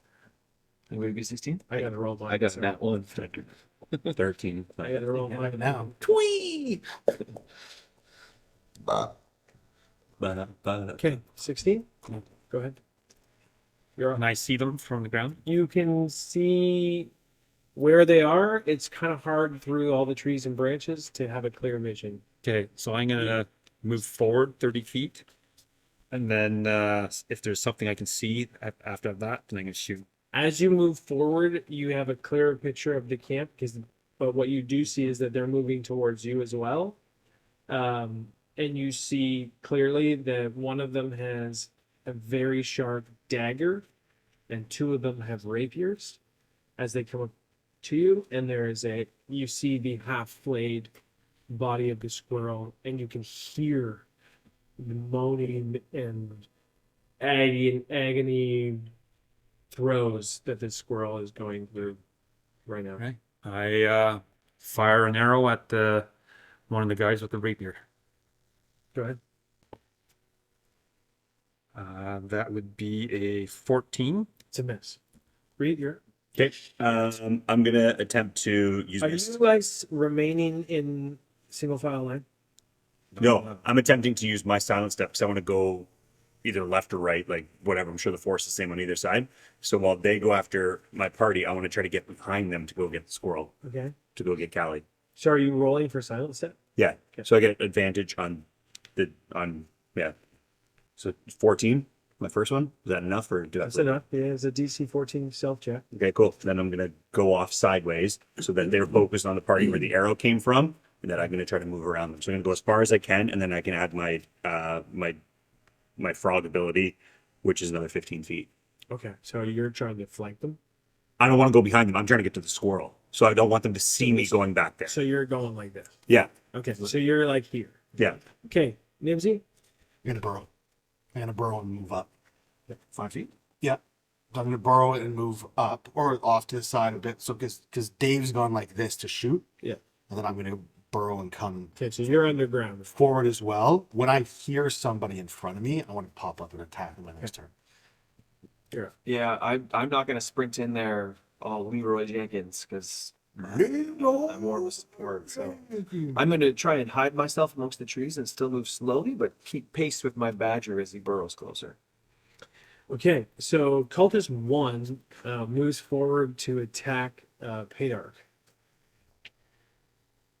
And cultist 1 misses. Cultist 2 does the same. Misses. Cultist 3 misses. Yes. Yeah. I move a little bit so that I can cast sleep on the first guy that attacked Paydark. And that will work. The 15. Yeah. Okay. So you're doing that on cultist 1. Yeah, the first guy that attacked. Yeah. Does he have a save? No, doesn't say Save? anything. Nope. Unless they're They fall into a deep sleep if they are level 2 or less. Okay. So cultist 1 crumbles to the ground. Sleep. Paydark. Okay. Guess it's too late for me climbing up a tree right now, right? Well, they probably attack. Well, you'll have a. You have 3 you already. don't have an attack of Opportunity. opportunity. Okay. So you could go up a tree. Yeah, I am going to try to climb up a tree. So Scramble up the tree. yeah, that's a 10. That's a hit. Mm. okay. Keep moving towards there. Yeah. So 19, so it's still silent. So I'll move the distance plus 15 again. Okay. So you are now in their camp. Mhm. Um, Obviously looking as I go in. what was that? Taking a look as I go in, see if there's any back guards. Yeah. Okay. So as you get into the camp, from underneath you, out of the ground, Great. emerges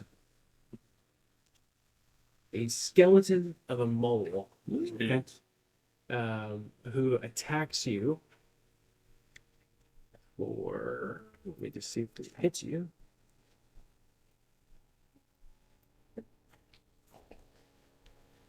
I have 16. Does hit you. Yeah. It hits you for 5 points of damage. I am very hurt. And that is its turn. You are out of movement, I believe. Yeah, I'm done. Yeah. Nibsy. The 3 that moved up to Dave, are they within? Are they close enough to me that I can? Pop You up? only move 5 feet. Yeah. So you would be able to pop up within melee range of one of them. I will pop up within melee range of that one. Sure. Yeah. number one. So when I pop up, I surprise. You're doing the exact same thing that I just did to Reed, and Yeah. it's attack with advantage. Perfect. Oh, those are bad rolls. Yeah, it's a 3 and a 4 on the dice. So it's only a yeah. Both of those miss. Yeah. They So were. you pop out of the ground growling and but because of all the dirt that came up with you, you were unable to hit. But yeah, cool fact. So I see my giant badger So good, bro. may have pop up out of the ground and pretty horribly fail his what otherwise would have been a surprise attack. And I rush in with my mace and I swing at the same one that he was attacking at. Number one. Number 1! Damn it, I really should have. And that is a 16 to hit. A 16 to hit is a hit. Excellent. Do some damage. While you're D6.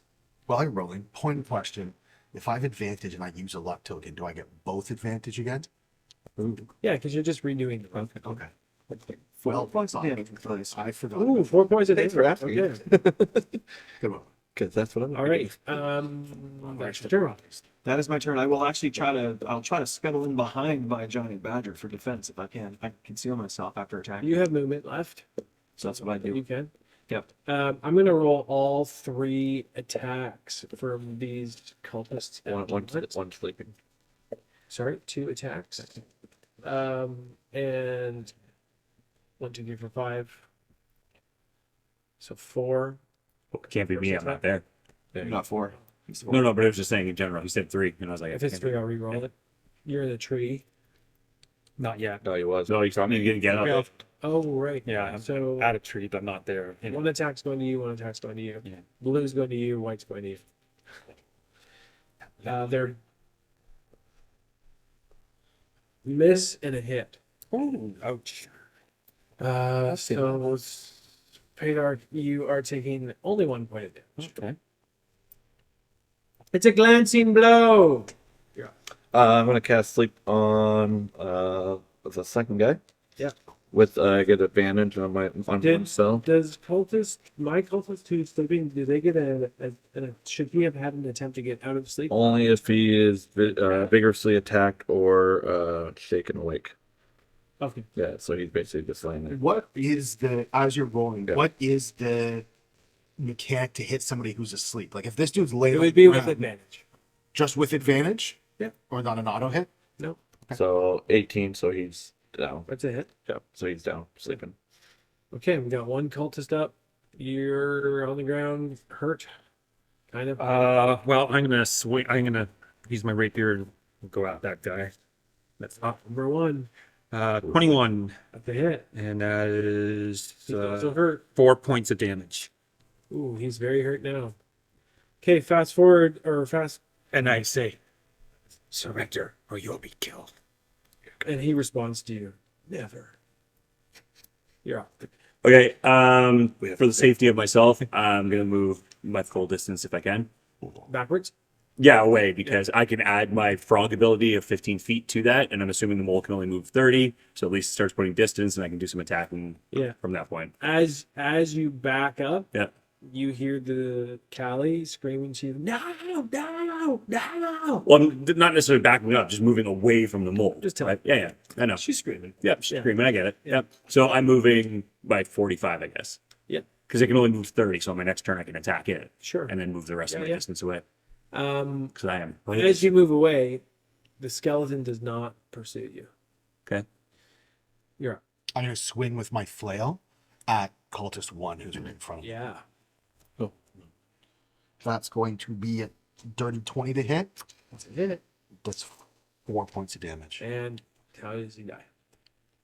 I am going to come after I've swung and missed. I'm going to come back up and I'm going to hit him right in the dick. I'm just going to blow him. Blow him. I'm just going to blow him in the dick.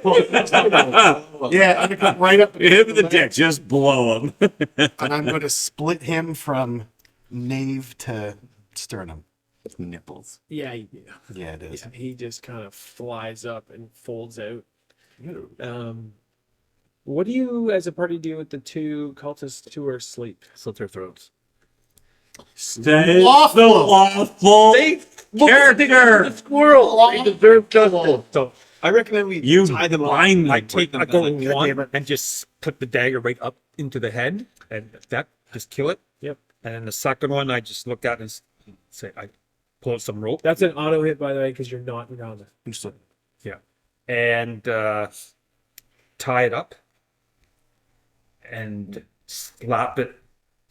I want to. While he's doing that, is it? Sorry, are we still going around and? Yeah. Because I just want to get Callie down. That's what I'm trying to do. Yeah. Well, it's him. Yeah. And His Laughing this high up. and I No, it's and I not, say, because I just hit the dude in the dick. Oh yeah, it's your turn. My apologies. No, My apologies. It's tough. So you haven't done anything. So I would, yeah, I've got some rope, so I'll tie up the cultists that are asleep, Still no good. and to each other as well. So like, Probably stuff. I'll do like really. Well, tight- one of them's dead. No. Yeah, Are you just- interested in that? Yeah, no, we'll do that. Oh, you killed. Killed number 2, and then number 3 still asleep. Oh, there really was. Okay. To bring back to let the and whoever else wants to talk to this motherfucker talk. Okay, so you're tying up So I'll tie one up. lost number 3. Yeah. Wait, there's still a skeleton. we still have an issue of a Well, skeleton. you don't know that. Oh no. Oh, we don't know that. You Y'all don't know. I can't see into the camp. You don't know that. Okay. You've just been embroiled in Okay, melee, yeah, and so, he's yeah. like 20 feet, 30 feet ahead of you. And I was right there with you, so Yeah. we'll probably just prioritize.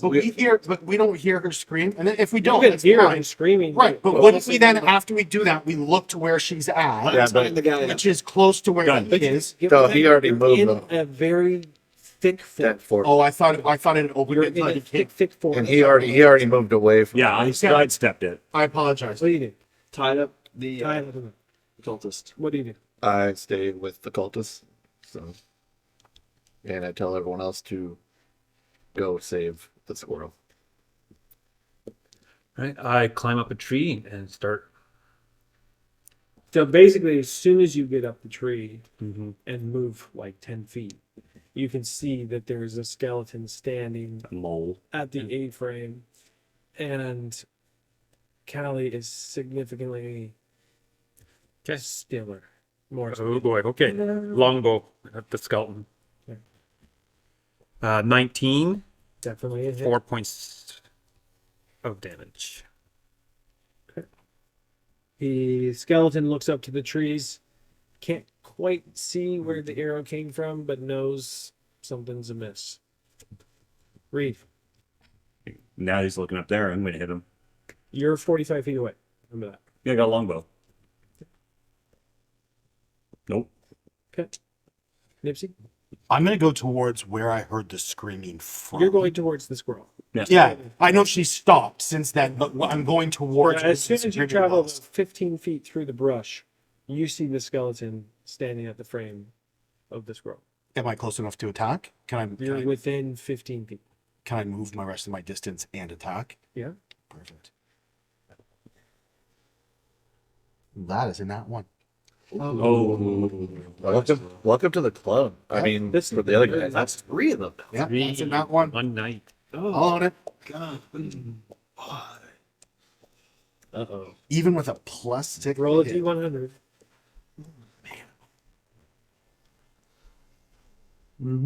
Two. Fine. Jesus. You're fucking floor squeaking. All right. Who let all those ducks in? Two. Yeah. Uh-oh. I don't like that. Your weapon goes, as you swing, your weapon goes flying. Oh, lands somewhere in the woods. Okay. In a random direction. So I'm going to go 12 o'clock from you. And your turn is over. That was pretty bad. You're up, Salvatore. I watched You this. see your badger disappear or roll head is in the flat. direction, and you hear a giant curse. I tell you, you go. I stay here. You few too many ales last night, eh? Holy smokes, you suck today. Easy Shorzy. Give your balls a pull. Selva Shorzy over there. Down the shore. Oh, that's a good nickname. So I finished hog tying this. I basically would have You didn't sit on your hog grip. tying this Yeah. cultist. Who says you go? Hooks him to the tree before I leave. I'll and stay with them. I run towards the flayed squirrel screaming sound. I'm not So sure if I you can get to you. Yeah, you Within get to 30 basically exactly where Nipsey is, and you're just on the edge of the clearing. You can see the squirrel. You don't see much there. Like there's not a lot of movement.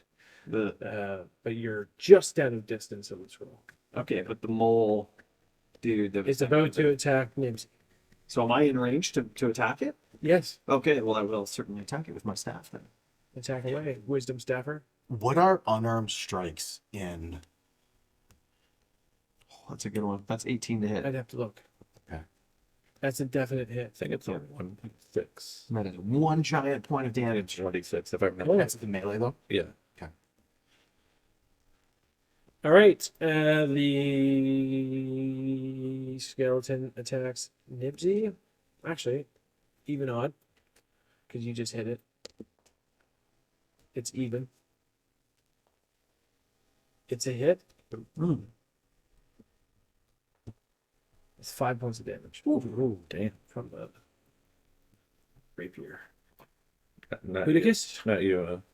I'm marking his. Oh, okay. I want to people are. I'm staying with the guard or the cultist. And kind of looking, and just being listening as well in case anything else is coming up. Okay. Okay. Oh, another arrow. Don't miss. 18 for 4 points of That's a damage. big hit. Yeah. 4 points of damage. Yes. Skeleton is slowing, but still up. Air 5 from the distance. 16. It's a hit. 6 points of damage. And with that, the skeleton crumbles to the ground. And I will dash forward with anything I have to get to the squirrel. You guys all come into the clearing where the squirrel is, and you can see that she is unconscious and well beyond saving. At this point, she is lost. No potion, no first aid, no anything. No, well beyond. Well beyond. Even if you bring her back to consciousness, you're really just Prolong it. making her like worse. Vegetative speed. Did she tell us anything? I don't think really. Story I kind of think tells itself. we're going to doesn't it? end here, but I think the investigation or the knowledge at this point that you have of the cultist situation is these skeletons are coming from somewhere. They're obviously Creatures are disappearing. they're the missing people. And these cultists are us in every other What you adventure. do find is that each cultist has, 5 gold pieces on them. Okay. And they're rapiers and light armor. Like they have no armor. They're wearing their cloaks. As you investigate their bodies, though, you do find a shiny gold beetle shell. And what this shell does is it kind of reflects light. So it enhances the distance of which light travels in a very specific beam-like direction. So, for example, torchlight usually goes around 30 feet. You can use the shell to shine a light on a specific point in the distance. Got it. Not to illuminate more of the, you know what I mean, right? Like a Yeah, flash. reflects. Flashlight, yeah. Concentrates and reflects. Boom, yeah. Yeah. And that's obviously what they were using to Like a search beam almost, yeah. find light Lure. at this entrance. Yeah. And that's where we'll call it.